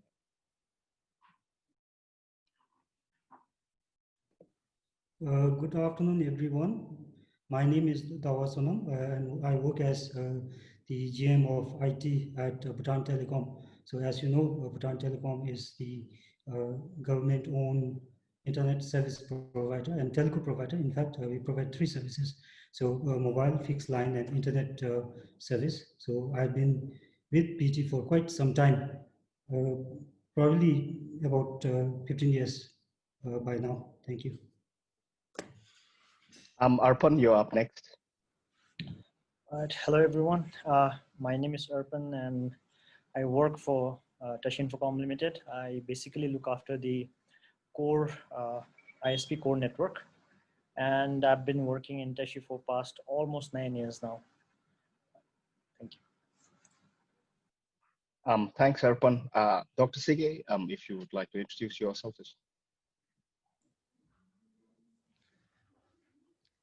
Hello, good afternoon. My name is Tsering Sige, and I am working at Thimphu Tech Park, Bhutan's first IT park. Very nice to join this webinar this afternoon. I look forward to the discussion. Yes, thank you, Lata. Jimmy, a short introduction, please. Hello, good afternoon. I'm Jigme Wangdi, and I currently work in BIGMA, which is the regulator for the ICT service providers. And I have been working in BIGMA for the last almost 2 decades now. So very happy to join this btNOG, which I joined 5 or 6 years before. It's a good opportunity to meet old people and talking the same trade. Thank you. Thank you. Thank you, O. So yeah, that was a quick introduction. So moving on, because there's not much to discuss in the international connectivity side, because there's really only so much that the operators can do, basically. So that's the kind of message I wanted the crowd to get. Moving on to the next one. Now let's have a look at the domestic backbone. So for the benefit of international audience, in Bhutan, the national fiber backbone is a consolidated one, and not a nationalized one. I don't like the word nationalized. It's consolidated, wherein the government owns and operates it, and anyone with the ISP license gets a pair of dark fiber free on that backbone, which has, I think it now covers all of the 20 districts and maybe even all of the 205 counties that we have across the country.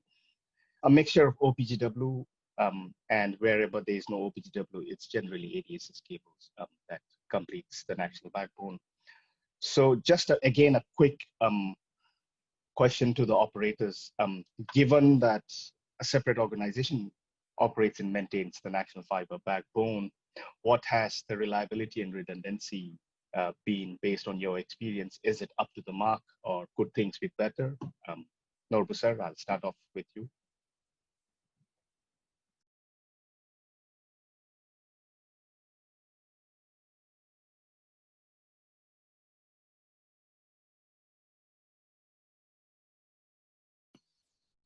Okay. Can you hear? Okay, thank you. Because we are present right now in only 3 locations, or rather we call it we call them districts. The capital city Thimphu, then one of the gateways down south in Phuntsiling, and then Paro. So, and then these 3 places have pretty robust fiber networks in place. The reason being the national fiber, or Tashi put it, the consolidated fiber, the reliability had been improved over the years by the ONM company, so which is Bhutan Power Company. And then we are, especially between Phuntsiling and Thimphu, so this is considered the core or the main backbone of the backbone networks in Bhutan. So I think all the operators have 2 pairs of fiber, so going on 2 different routes. So that adds up to a lot of reliability. And then going to Paro 2, so it's pretty stable, because most of the outages or any outages that would occur are caused usually by the destructions or the any damages that would happen on the terrain, being mountainous country.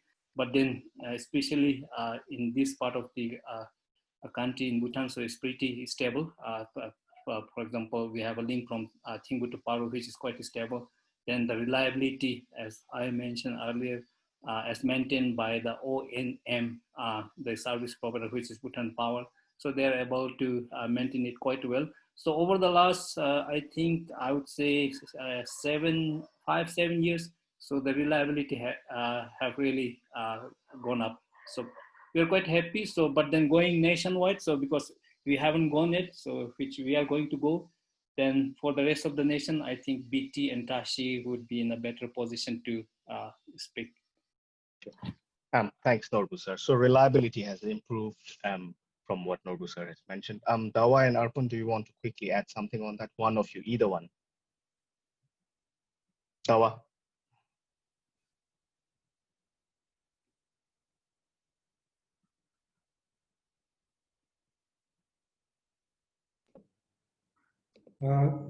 Thank you, Norbu sir and Tashi.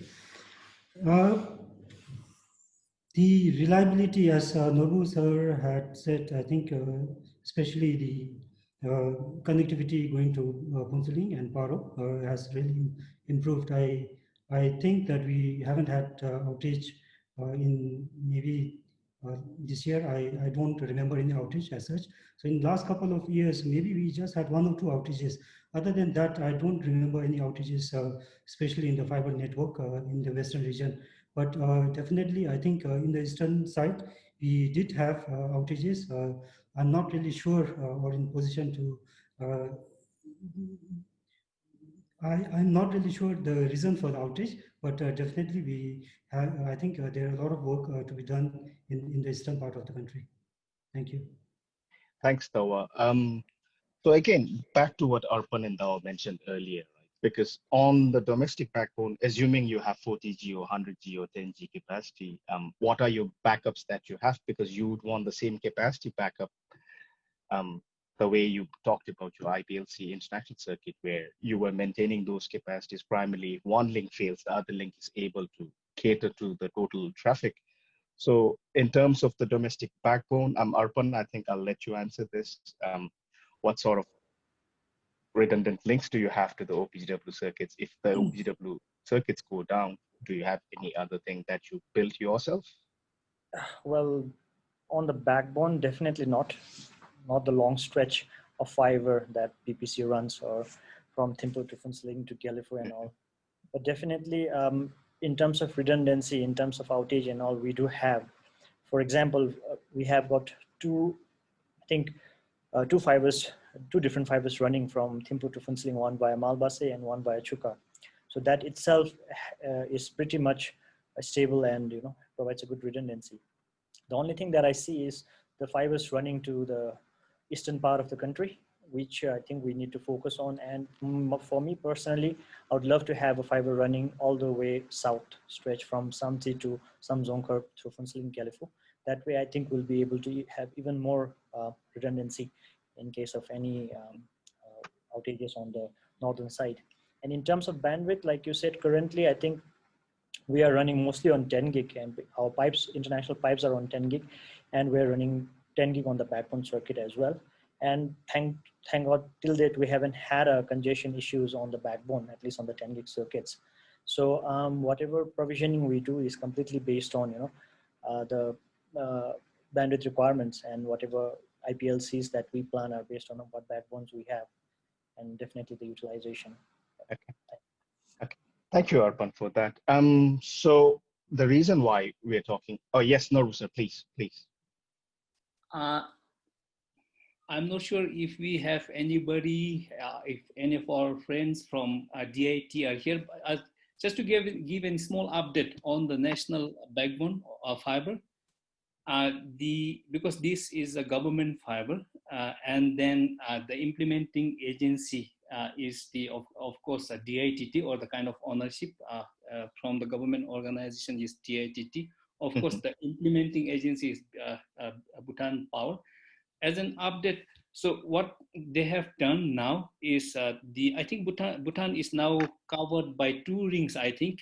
And so I believe we have already made these 2 rings protection. So one from central to west, and another one from central to east. So these 2 rings, I think, are more or less completed now. Now it's all left to the operators to build their own network, at least these fibers, and then build their own network. So the reliability in the east or across nationwide should improve now. Sure, Norbu sir, thanks for that context. I guess the reason why we're discussing domestic backbone is those days we didn't have congestion on the international side, but we kind of found out that the domestic backbone was probably a bottleneck. Probably it was a choice of transmission technology also, because those days while we were at BT, we were running Sonnet. And it's a TDM-based circuit, and we had issues where, although it was a 10G link handover, theoretically the traffic would still cap at around 600 meg or 700 meg.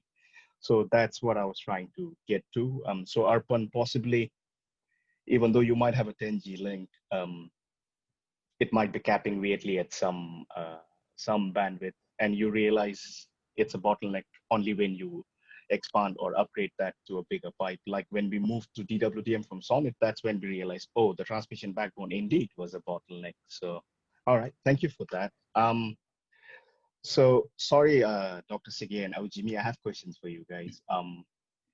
So transmission-wise, I assume everyone runs DWDM by now. No more SDH backbones or TAWA, ARPAN. Is that a yes, all DWDM throughout the country?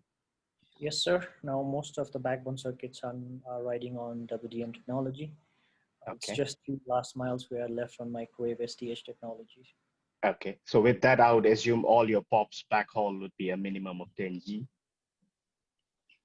Okay, TAWA the same for you? Yeah, same.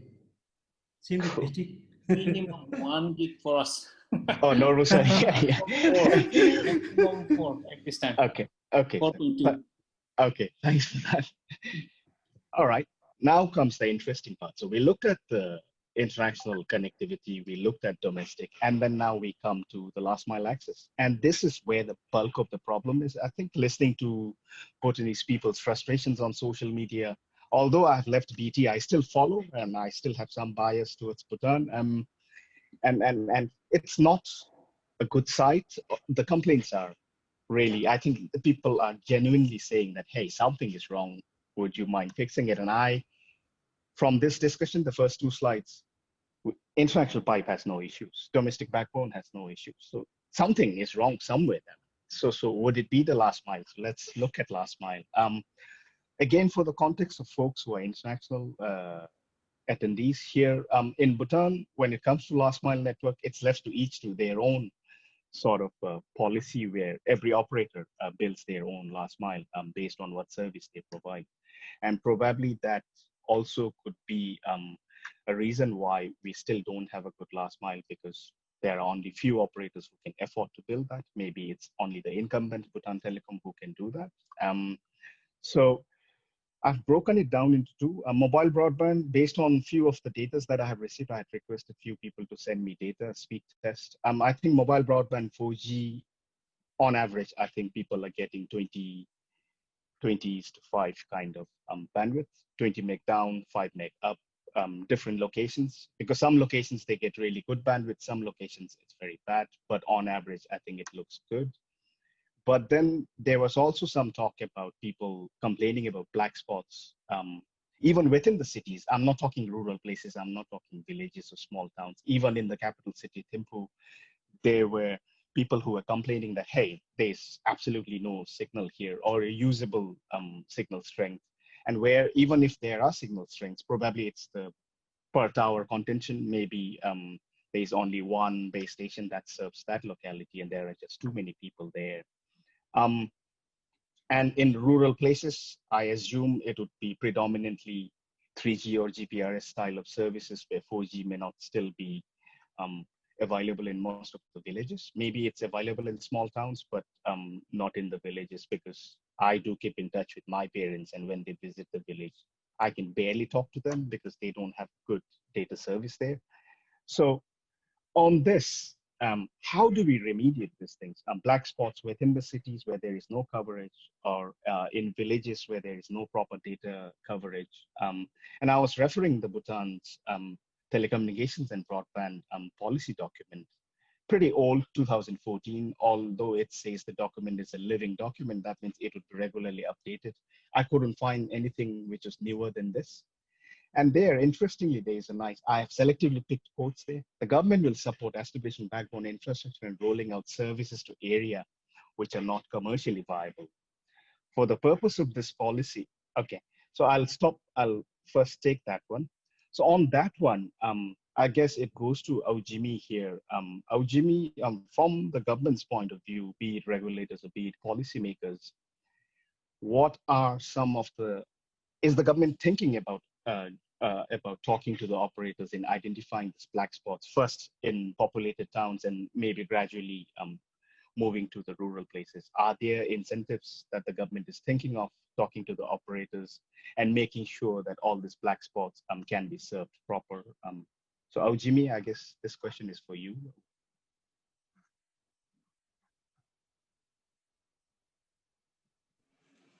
Sorry, instead of hitting the unmute, I muted again. Okay, yes. Across the group, I think especially in the poor country like Bhutan,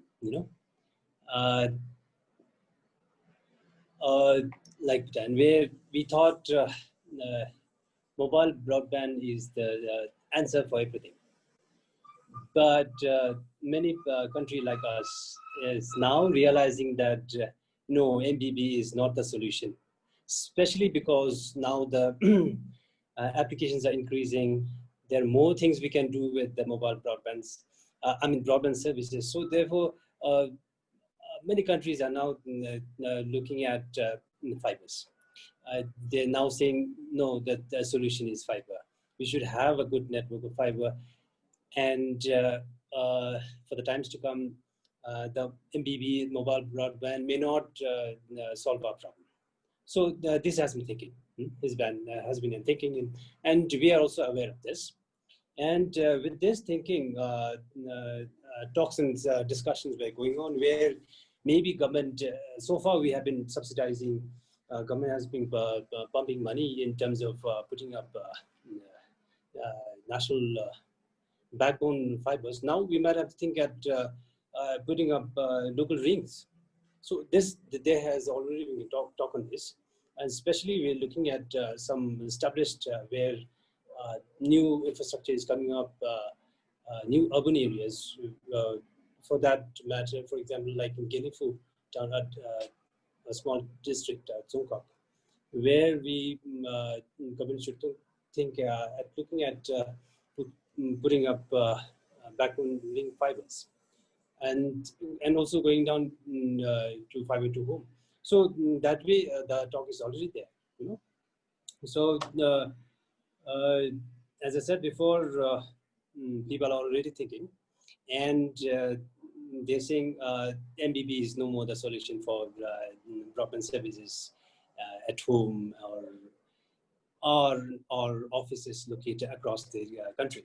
So this thinking is already there. So maybe in times to come, maybe things might change a little bit with this broadband services at home. Yes, but to go back a little bit, where we have, am I on time now? Again, government, we have been looking at subsidizing that the connectivity in the rural villages. We have almost implemented like 5 or 6 phases where almost like 1,000 across villages we are being connected with mobile broadband. So with this broadband also, where we said at least now from the last phases, we said we should have at least a 3G connectivity broadband services in our villages. So the change has taken place. And yes, there are black spots, and we are monitoring almost every villages across the country and the highways. We have the data of major highways connecting 2 different districts. So, and then resolving as and when on a priority basis where we could put up good network to resolve these black spot issues. Yes, to end my intervention here, the backhaul network is an issue here. We are well aware of this. So I think most probably some intervention should be there very soon. Thank you, Tashi.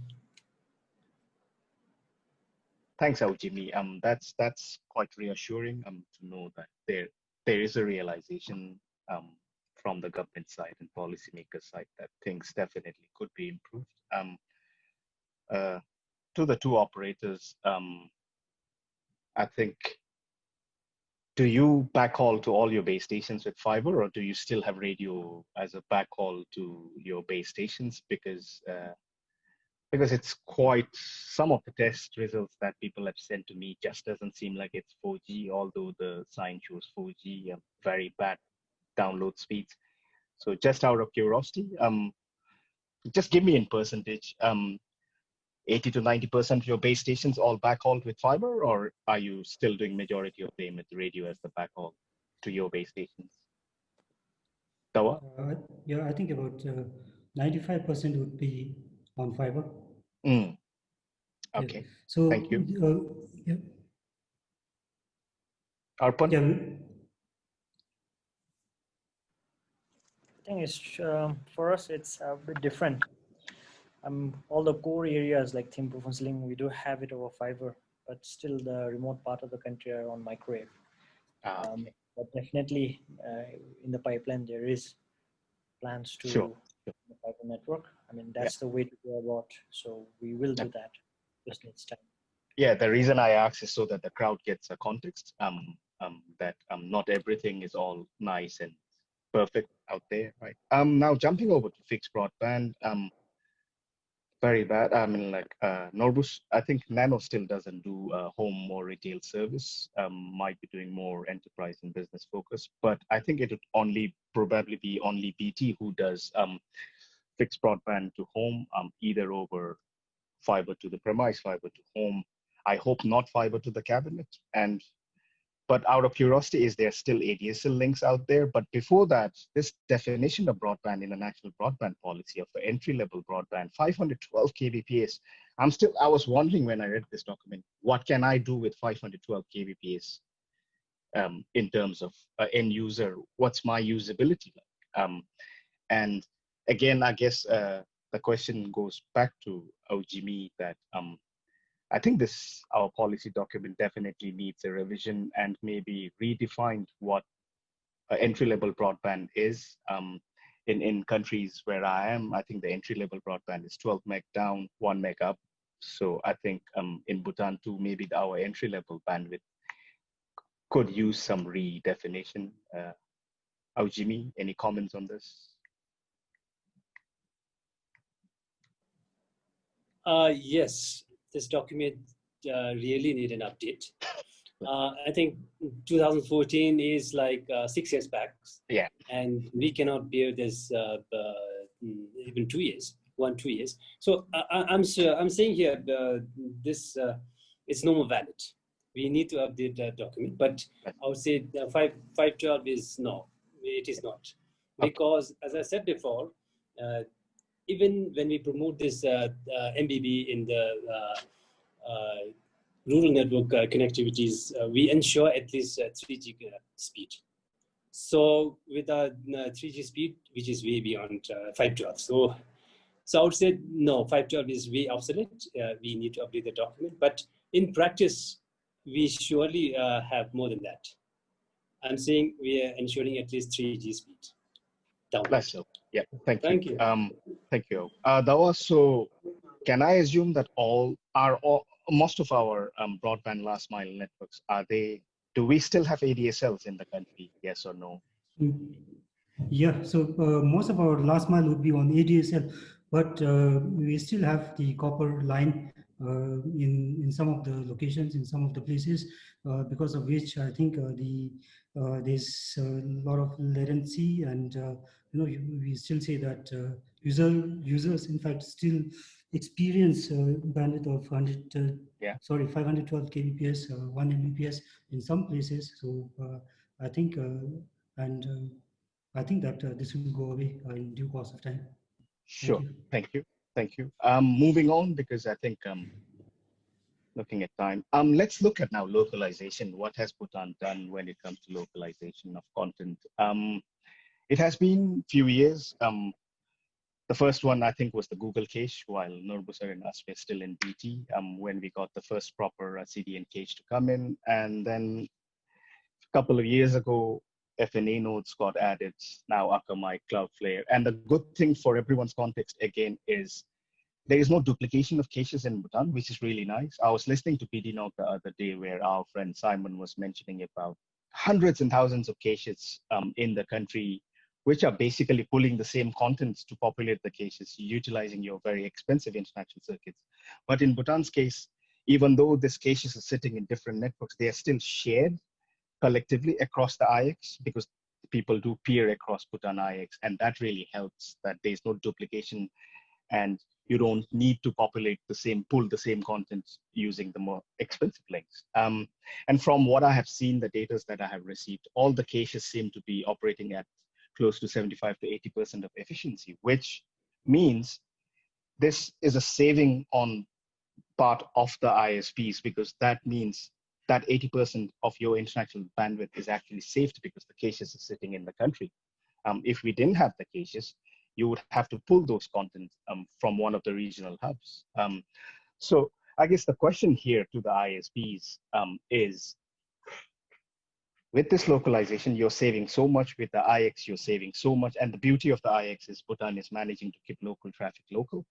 So with all this savings, just out of curiosity, how do you spill this down to the end users? Of course, in terms of usability, latency is much better. Everything is good. So the technical benefits are pretty clear cut. But how do the ISPs, do you guys spill it down to the users, the cost saving that you have because of the caches? Norbu sir, maybe I'll start from you.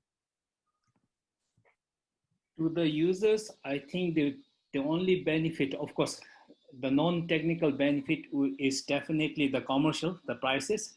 So I think that is the reason why the prices, for example, we have seen very drastic reductions in the internet prices, especially on the fixed broadband recently in the last 1 year.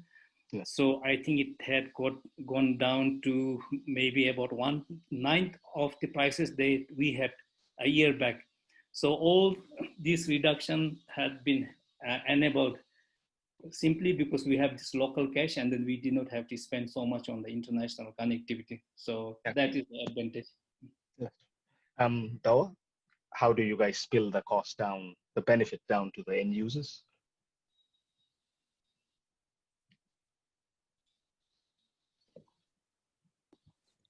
We would not have actually directly given discounts to our customers because of the because we have cache as such. But then I think on the overall the price in the internet has gone drastically down, especially with the intervention of the government, DITT in particular. So they have been actually doing a lot of work on this. So maybe I think if you have somebody from DITT, we don't have. I think we don't have. We don't have anybody. They start yeah. Did you want him to say something? I thought it'd be us. Yeah. So I think DITT has been playing a major role in bringing down the cost of internet in the country. But definitely on cache, we would not have actually considered imparting whatever benefit that we're reaping directly from cache to our end users. Cool. Arpan, anything from you? My opinion is similar to what Sonam sir said. There's no direct benefit that's going down to the users, but definitely the saving that we make on our international front, and year by year we try to negotiate with our providers, and we do get a bit of a discount every renewal. So we try to incorporate that into bringing down the cost to the users, but definitely there's no non-technical direct benefit to the users apart from the user experience. Thanks for that. Thank you, everyone. Moving on, now comes the interesting part. Right? Looking at all the plans that I see on all the operators' website, except for Nano, I managed to pull off rates from everyone else. Nano, I'm assuming it's rates on application. At par. Oh, at par, okay. So first, looking at business users, the only option I seem to have would be a proper connection, would be a lease line connection, the way I see, which has no data caps. It's 1:1, so basically no contention. And pricing wise, I'm really surprised and really happy to see that it has really come down to about 1,000 Ultram per meg for a lease line connection, which equates to about $20 a meg. Now, if I have to literally look at this from the transit cost that ISPs might be paying at regional hubs, both BT and Tashi, given you are at regional hubs, I would assume your transit cost would be $3 to $5 a meg. But again, factoring in your IPLC circuits, all the MRC cost of maintaining your POPs. So I think it's still a reasonable pricing, 1,000 rupees or Ultram per meg. So with this, with the current rate, I would like to ask Dr. Sige, because Dr. Sige is the CEO of Technology Park, where you're supposed to be the hub, incubation hub, and you're supposed to attract foreign investments into the country to set up shop at Tech Park. Based on what you see currently, Doctor, in terms of quality or reliability of the lease line internet services that your tenants at Tech Park avail from the 2 operators or 3 operators, the ease of provisioning services and how timely are the operators in provisioning those services, and finally the cost. Looking at all these things, do you feel that our internet, the internet ecosystem could be a deterrent to potential FDI investments and people setting up shop at Tech Park, Dr. Sige? Other than the government incentives, of course, but purely from internet connectivity point of view. So thank you, Tashi. I would like to answer this at 2 levels. Firstly, with regard to the internet lease line customers, that is the question that you have been you have asked. And also I would like to touch upon the cost of data in general, mobile data. So the internet lease line cost has come down very drastically thanks to the initiatives of the government and also the cooperation and support extended by the ISPs. Compared to the cost that we used to pay, I think it has really come down, which is great. But still, the Tech Park tenants feel that the internet cost is still one of the highest in Bhutan. So I feel that going into the future, where a lot of most of the businesses as well as our everyday life is based on technology and data, I think we should look at ways to bring down the cost further.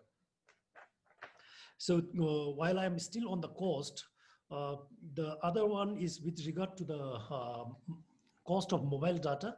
And I have been thinking about this for quite some time. And I feel that this is a very right forum to highlight this because we have Director Jigme from BICMA as well.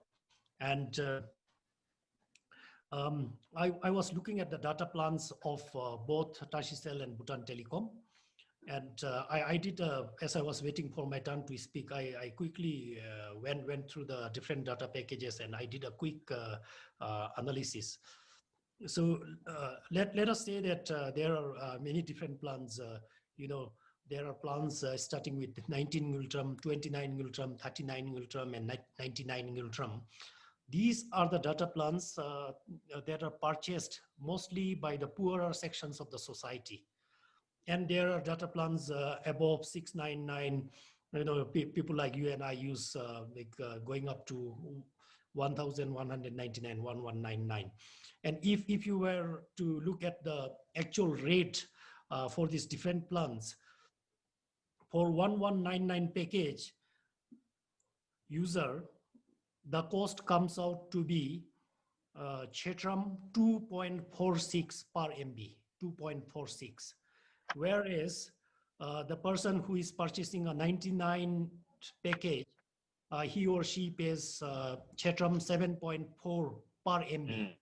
So effectively, the poor people are paying 3 times more than what the people who can afford are paying.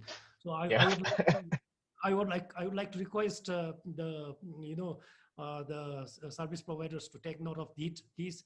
And also I would like to request Jigme sir from BIGMA to take note and see if there is any way that, we can pass on little better benefits to the poorer sections of society. I think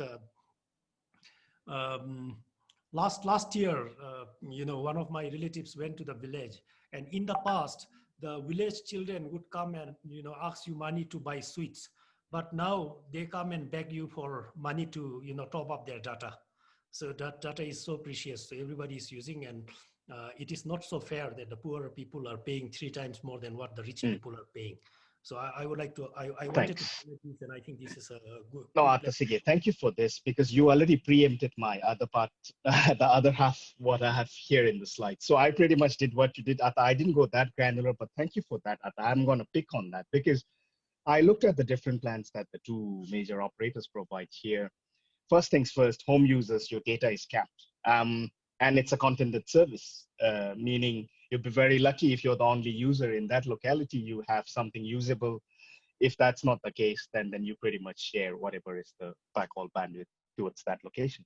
So what I have seen is, in terms of fixed broadband going to home, prepaid about 400 per 8 gigs of data cap, postpaid about 500. And I looked at mobile broadband for 4G, both prepaid and postpaid approximately works out to be about, because I looked at 8 GB because I was looking at myself and thinking, all right, my parents are back home. They are illiterate, but they know how to use video calls. They know, they may not be internet savvy as us, but they know how to make use of the internet video calls and all. And on average, they spend about 6 to 7 gigs of data a month, my illiterate parents. So I took that as the basis and looking at it, from 500 for 8 GB of data. I guess now the question is, since Doctor has already done the analysis, the question to everyone here, I wanted to ask Dr. Sige first was, is data cap still a relevant thing in this day and age? Because let me put it straight, no ISP pays for data cap, ISPs pay for bandwidth. But for monetary reasons, to make money, I mean, like, for revenue purpose, there is a data cap when the service is actually sold off. And in the early days, you would understand because you have only so much bandwidth, international side. But now, given there's so much bandwidth and the utilization is only about 40% of actual capacity, is data cap still a thing? Or should we be looking at, should the regulators also be looking at, hey, maybe do away with data cap? Should we be looking at something else? Should we have something which is purely based on bandwidth? I get a 1 meg lease line, a broadband connection, or a 2 meg, or a 5 meg, or a 10 meg. And you can only consume so much data on such a big pipe. With 1 Mbps, how much data can I consume anyway? So Dr. Sige, if you have anything on that, is data cap still a relevant thing, or should we be looking at something else? Tashi, I think this is a very good and relevant question.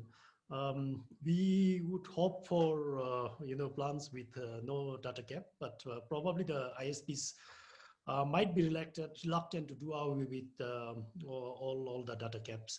But at least they should introduce plans without data cap.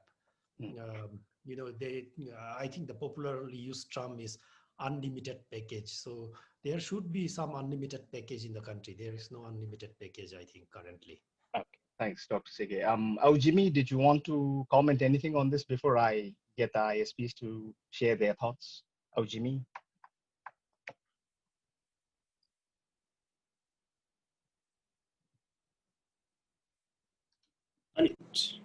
Sorry, this is quite trouble. Muting, unmuting. Yeah. No, thank you. Very interesting question here. And tariff is a very sticky issue. I'll just say something on the tariff, where the data capping and where there's no limit. Sort of this study is going on. We at the regulator also, we are thinking, it's not that we didn't know about this. We know about this. We very well know about this. And we are doing a study on this. But to give a preliminary snap of what's our finding is that forget about smaller economy like in Bhutan. but even in a giant countries like India or neighboring north, bigger countries. So this capping is not being left. It is still being carried on. So the experience is quite different, you know. So, but yes, it will be interesting and to explore into without caps. But I would say it may not happen very soon. This is a really sticky issue. And even with the service providers, it may require quite a lengthy calculation before coming straight into an uncapped data tariff. Okay. And before this, I'll just say something on that. The IX, where the data is being cached, and then some sort of local tariff should be introduced. This also we are studying on this. We are currently about to float a consultation paper where, if we, at all, we require a separate sort of tariff for our Bhutanese local to access what is being cached in Bhutan, or for that matter, even the local content. So this is on the menu. So we will, but we are not definite when it can happen. So we'll look into this, Sunila. That's what I mean. Yeah, thanks for that. Yeah, I also looked up that international affordability, and Bhutan is not doing too bad. We are 49th in a ranking of 220 countries. I looked that up, but my request would be, because those kind of studies do not take into account the average income in the country. Bhutan is not New Zealand or Australia, where people's average income isn't so high. So yeah, maybe when this tariff revisions do happen, maybe one factor should also be the average Bhutanese salary should also be factored in, because not everyone has so much disposable income, like Dr. Sego was saying earlier. ISPs, any one of you, do you want to comment on this before I move on to the most interesting part of our discussion today? Anyone? Yes, Norbu sir, please.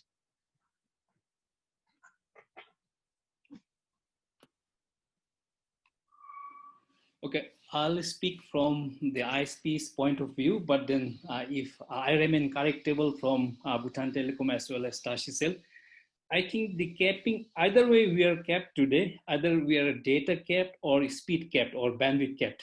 So on the lease line, we are bandwidth capped, means we have a fixed bandwidth or the fixed speed we can go to. Whereas on the, let's say the home users you have put there, so we are capped on the data. I think from the ISP, so the service provider's point of view, so this has to, I think these two have to do with the user segmentation. So by that, what I meant is for the data capped, so I would like to encourage the users who would have very less time to spend on the internet, but then who needs to get done things faster. So that's the high speed. So those users who require very high speed internet should go to the data capped model. Okay, so they spend less time, and then so they get very a lot of speed too. So that's where they benefit. So vis-a-vis on the other side, where bandwidth is capped or the speed is capped or speed has a ceiling fixed. Okay, so those are the users who are not very time conscious, but then who have so much luxury to spend so much time on the internet, and then they're not really time conscious. So they can take their own time to get things done. So I think this from the user's segmentation point of view. In a restaurant, I think I compare, most of the time I take these comparisons to the restaurant's scenario. So something like a buffet and the a la carte.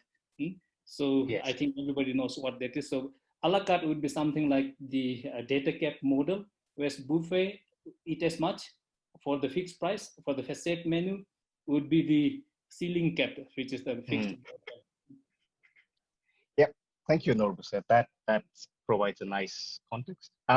But yeah, I think I'm with Dr. Sige there, because now I'm a user. I used to be, when I was in a service provider environment, I thought, hey, things all look okay. We have good internet at home. We know how to fix our own internet. So, but now being a user, I sometimes wish that, hey, maybe it should have been bandwidth. So I buy things based on my affordability. Any questions in the chat from the audience? Sorry about that. I completely forgot to take questions from the audience. Manoj, Karma, any interesting questions from the audience there? Karma Jamyam? Manoj? Any questions in the chat from the audience? Yeah, we have one from Mark Pryor. Can you please? If I may, please? Yeah, please. Okay, does Bhutan's mobile plans have social media packages? So I think it's directed to the operators. Yeah, anyone want to take this up? Dawa? Yeah, in fact, one of my colleagues has actually responded. We do not have social media package as such, but it is something I think that is required. So we'll look into it. And I would also, like to add on the data capping discussion, especially because when we look at our customers, I would say that about 80-90% roughly would be using internet over mobile devices. So technically, I think it will be very difficult, if not impossible, to not have data caps for people actually using mobile broadband. So I believe, I think, as far as I know, that would be the case in the other countries as well. Data capping, therefore, I think for mobile broadband without data cap, I think it's impossible. Yeah, that's quite a stance, though I can understand. But I don't think it's impossible for sure. I think it's possible if your business team can be convinced that one day they would also be an end user. But anyways, let's move on. Let's move on. Thanks for that. So here is what I would like, the crux of our discussions. So throughout this discussion, what has come out is it's the last mile. It's the last mile. Be it home users, be it business users, the last mile seems to be always the problem. So I would like to ask the whole panel here that, is it time that we rethought our last mile network? Because currently, like I said, it's left up to each operator to do what they want, be it mobile network, be it home broadband connections over fiber or over copper, whatever you want. It's totally left up to the operators. How about we rethink this? Is it viable in Bhutan to think about a not-for-profit wholesale kind of shared infrastructure, a last mile infrastructure, be it fiber or even on the radio side? I was looking up New Zealand's remote broadband initiative, where 3 operators actually share the RAN network, the radio access network, and on the same tower, all 3 operators pretty much serve from the same base station. So, but having said that, the word not-for-profit, if it might come off as a bit disturbing to few people, just because it's not-for-profit doesn't mean that it shouldn't charge something. So it's a reasonable commercial terms, because that network, last mile network, needs to be operated and it needs to be maintained, right? So it still needs to have some form of commercial agreement with the operators who could ride on this shared last mile network. There are good examples around this region, in the Asia Pacific region. And one thing that I found out after reading documents while researching for this panel is, in most of the countries where this kind of wholesale last mile shared infrastructure has been implemented, the condition has been the wholesale operator only operates that network, but the wholesale operator does not sell retail services. So I guess this applies to everyone. Jimmy, I would like to start off from you, because the National Broadband Policy has ULL, where I looked at the strategic action plan, 1.2 says facilitate local loop unbundling, right? Currently the local loop is it's your own. BT runs their own last mile, Nano runs their own, Tashi runs their own. So looking at the policy document, it seems the policymakers and the government did factor this in. So it is in people's mind, but when would this actually become feasible? We have some really good examples, like if you look at New Zealand's ultra-fast broadband and the remote broadband initiative, And you also have some very bad examples, like Australia's Indian is a good example of how not to do things. So using that as a reference, all right, Aujimi, I'm kicking off with you. Your thoughts on this, Aujimi? Okay, thank you.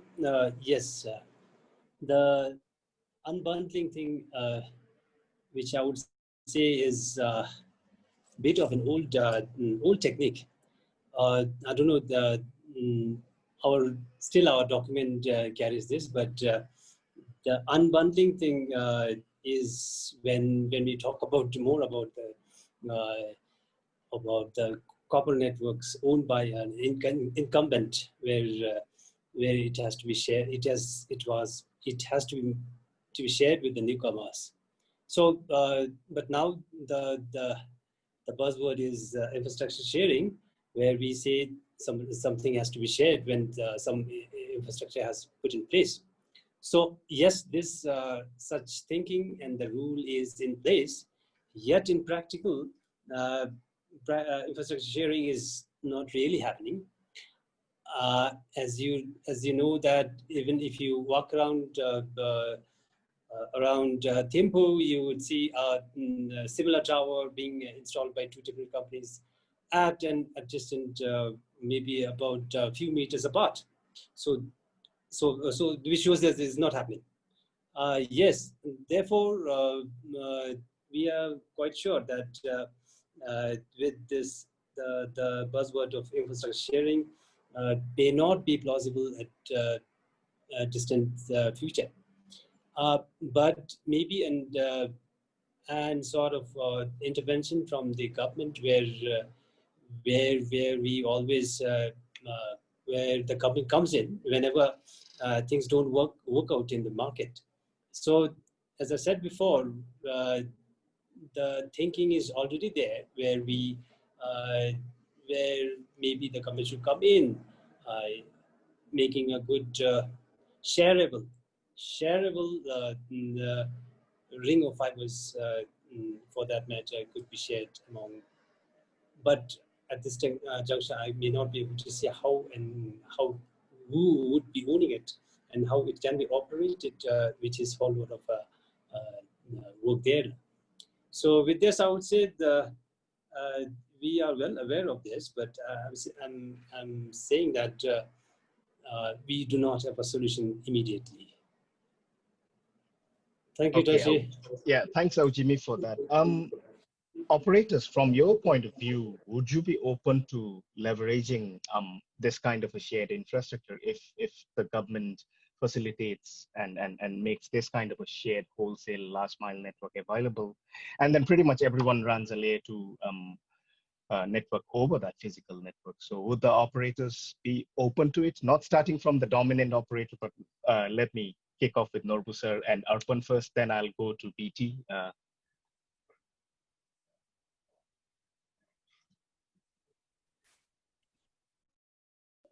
I, in particular, am a very strong proponent of having this infrastructure sharing. And then in every meeting or any occasion where I had opportunity to raise this, I have been raising in, for example, in the forum that BIGMA is involved, in the forum that DITT is involved, MOIC, or everywhere. So I would, because we would like to capitalize, of course, the infrastructures that have been built. So especially as a new entrant, but then I'm sure the big operators or the incumbent ones would always have their own say. But then it's always I think it favors everybody. For example, let me tell from the user's perspective, which I think the users would look at, of course, the quality of service definitely being one, but then affordability or the price. So for example, let's put it, if we have a shared infrastructure and comparison to when we don't have a shared infrastructure, let's say a customer A is a customer of BT, and they say that customer is a lease line customer. So where BT has invested, putting in fiber and then other networks for that company. And then we go after that company, for example, after that customer, and then we have to build our own fiber because there's nothing like sharing, especially the last mile. That building the new network for us and then serving that or operating that would cost, I think, roughly our calculation tells us is roughly around 30% of the cost of the internet service or the lease line service is the last mile cost. So that would be the kind of saving the user would get if there is something called the infrastructure or the local loop unbundling. So we are a strong proponent. I think it serves everybody, and then it saves operators cost too. So I think I do personally feel the dominant ones, the incumbent ones, should not also resist, because at the end, I personally believe, of course, the financial capacity still plays, but then if there's a business target and the objective, I think the financial resource is not a constant, because everybody, if there's a target, because looking at if there's a business perspective, so by limiting something, another provider, so that I think with the financial limit, putting the smaller ones trying to, let's say, put up the smaller ones playing on the financial capacity, I do not think that will really work as of today, because that is one strategy definitely. But then if once a business entity has their own target, so the financial resources would be of, I think, no shortage. I personally believe that. So I think we should focus on having or sharing or garnering the benefits of the common infrastructure. So what I personally would like to see in Bhutan, I think we had a few discussions in the past too, involving MOIC and their consultants as well. So we would like to see something called infrastructure company, that you put it as non-profit. Of course, there is going to be a profit, means the cost is a cost-based operational, having a cost-based operational model. So exactly. It doesn't make a profit out of it, but then to upgrade their network, yes, to upgrade their capacities. So that kind of infrastructure should come in place, and then that will really save a lot of cost to the end user. And we know now, for example, I'll tell you what, we are a very small ISP. If the government did not have this national fiber in place, people or a company like us, people like me, for example, can never think about being an ISP in Bhutan. So entry, that, yeah. And then if you bring this kind of infrastructure in place, and then this kind of local loop unbundling model in place, I would request personally in this opportunity. So my request goes to DITT, MOIC, and the BIGMA to work on this kind of thing. And then this will really change the pricing model completely. Yes. So that's my say. Thanks, Norbu sir. Before I ask Arpan and Dawa, Dr. Sige, as an end user, you represent both business users, you represent both home users. Would something like this, wherein now as an end user, I have a choice now, because the last mile network is already laid out. Let's say there's fiber already to my home.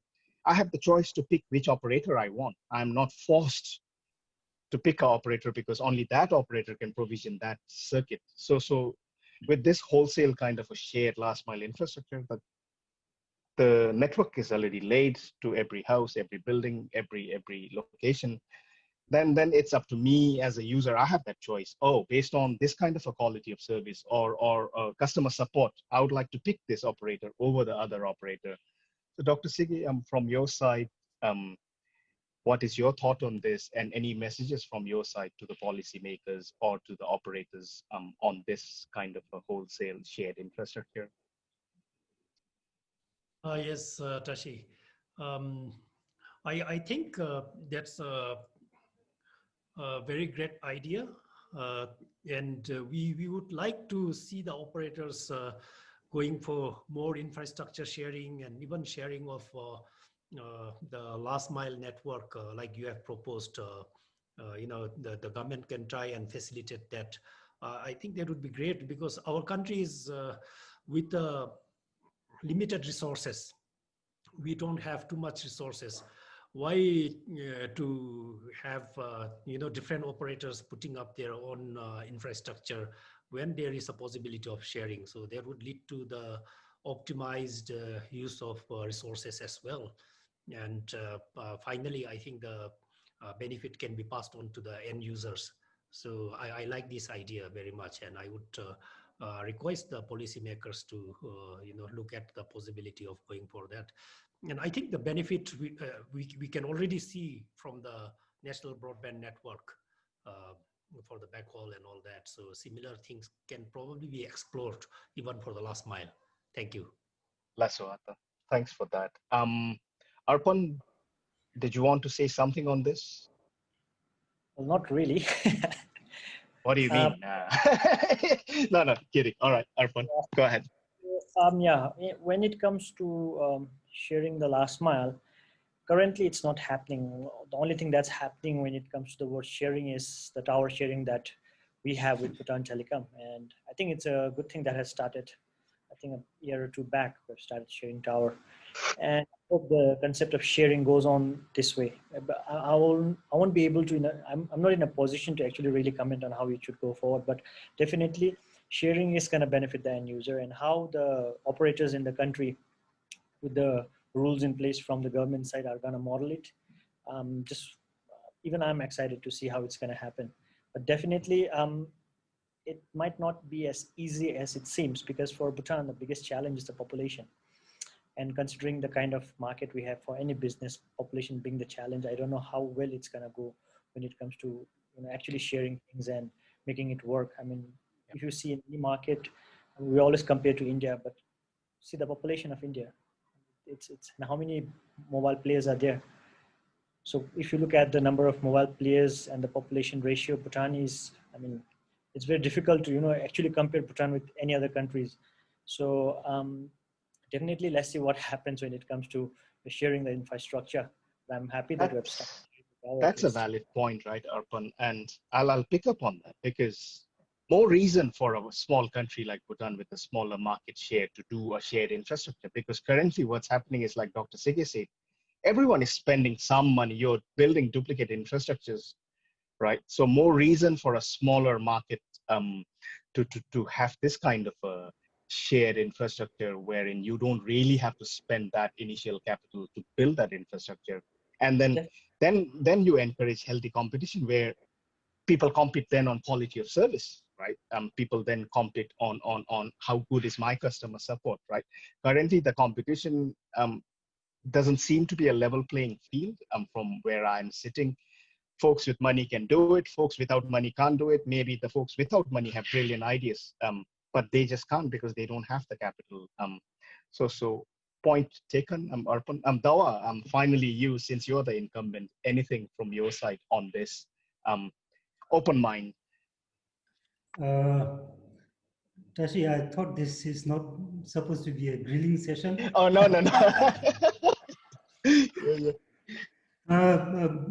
I do not have any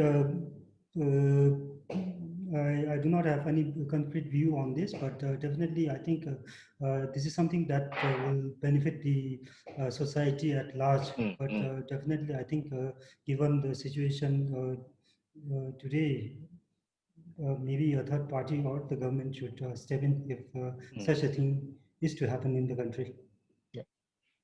Thanks, Dawa. That's positive. So basically, if there is this something in place, people are open to this. And in the end, like you said, the benefit is to the end users. You give them choice. You give the operators the choice. You only want to serve certain places. You don't serve certain places. Your choice, right? So thank you, everyone, for today's session. Can I just say one more thing? Yes, Arpan, please. When it comes to the last mile sharing, just one more thing that I feel is, like you said, people will have an option to choose, right? Which operator to pick, based on what? Based on a bit of pricing then? A bit of pricing probably for quality of service or things. But in the beginning of the slide, we were having a chat on the international circuits and the, the investment, the MRCs that ISP pay. So don't you think that with, different ISPs having to, pay different MRCs and the whole, MRC for the whole infrastructure being different, reaching the last mile customer, just competing on ground, let's say just quality of service, will that really be fair? That's my That's my question. Because not all the providers would have made the same investment for the same kind of service. BT will have their own MRC's investment, Nano will have their own, Tashi will have their own, right?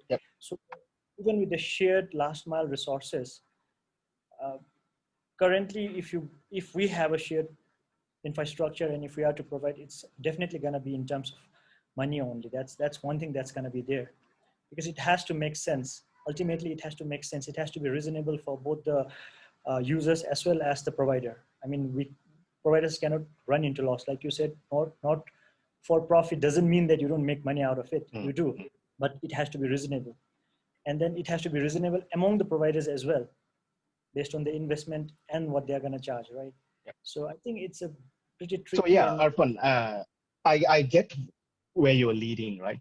But like you said, on the infrastructure side, what you do is based on what you can do, right? But on because the last mile, what we are talking about why we are even talking last mile is, hey, in the end, you have internet up to your box, your routers, your POPs, but from then on towards the end user, you need to rely on the last mile network.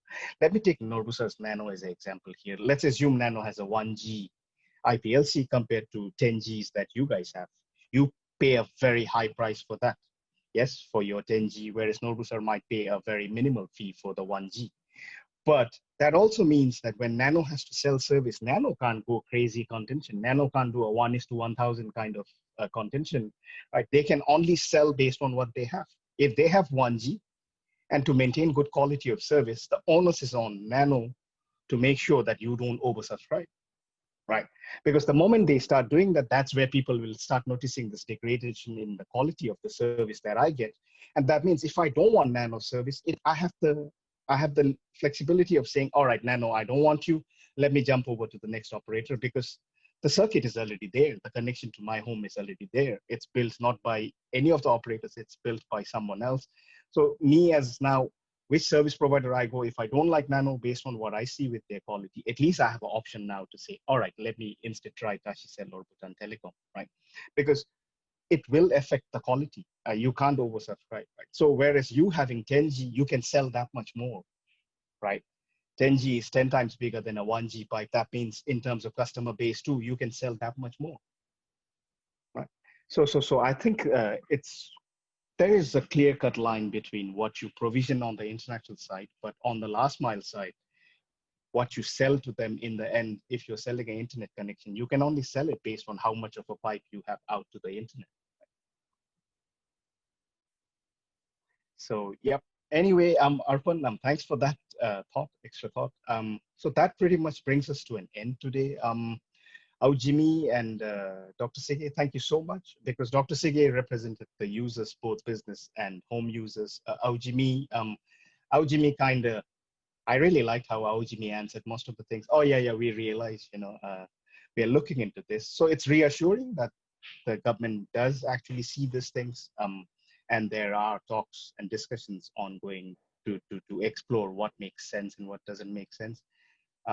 Norbusar, thank you so much for being open and honest here. Dawa, the same with you. Although you work for the incumbent, your open mind really helps here in this discussion. Arpan, thanks a lot, as always, not just for this panel, but for the whole btNOG discussion. So yep, with this, I'll hand it over to our btNOG chair, Manoj. Thank you so much. Everyone, thanks a lot. Thank you.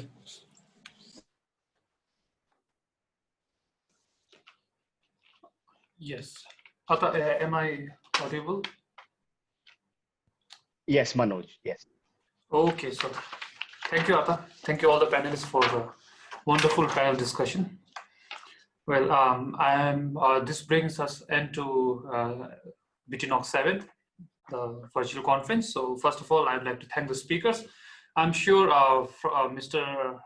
Geoff maybe he was able to inspire someone to validate their routes. Or maybe Jared inspired someone to go and dig up your backyard and have your own fiber. Or maybe Mr. Sonam was able to inspire you to ask if you have kids for your daycare to go online. Or maybe what Warren said, we'll stop posting on social medias.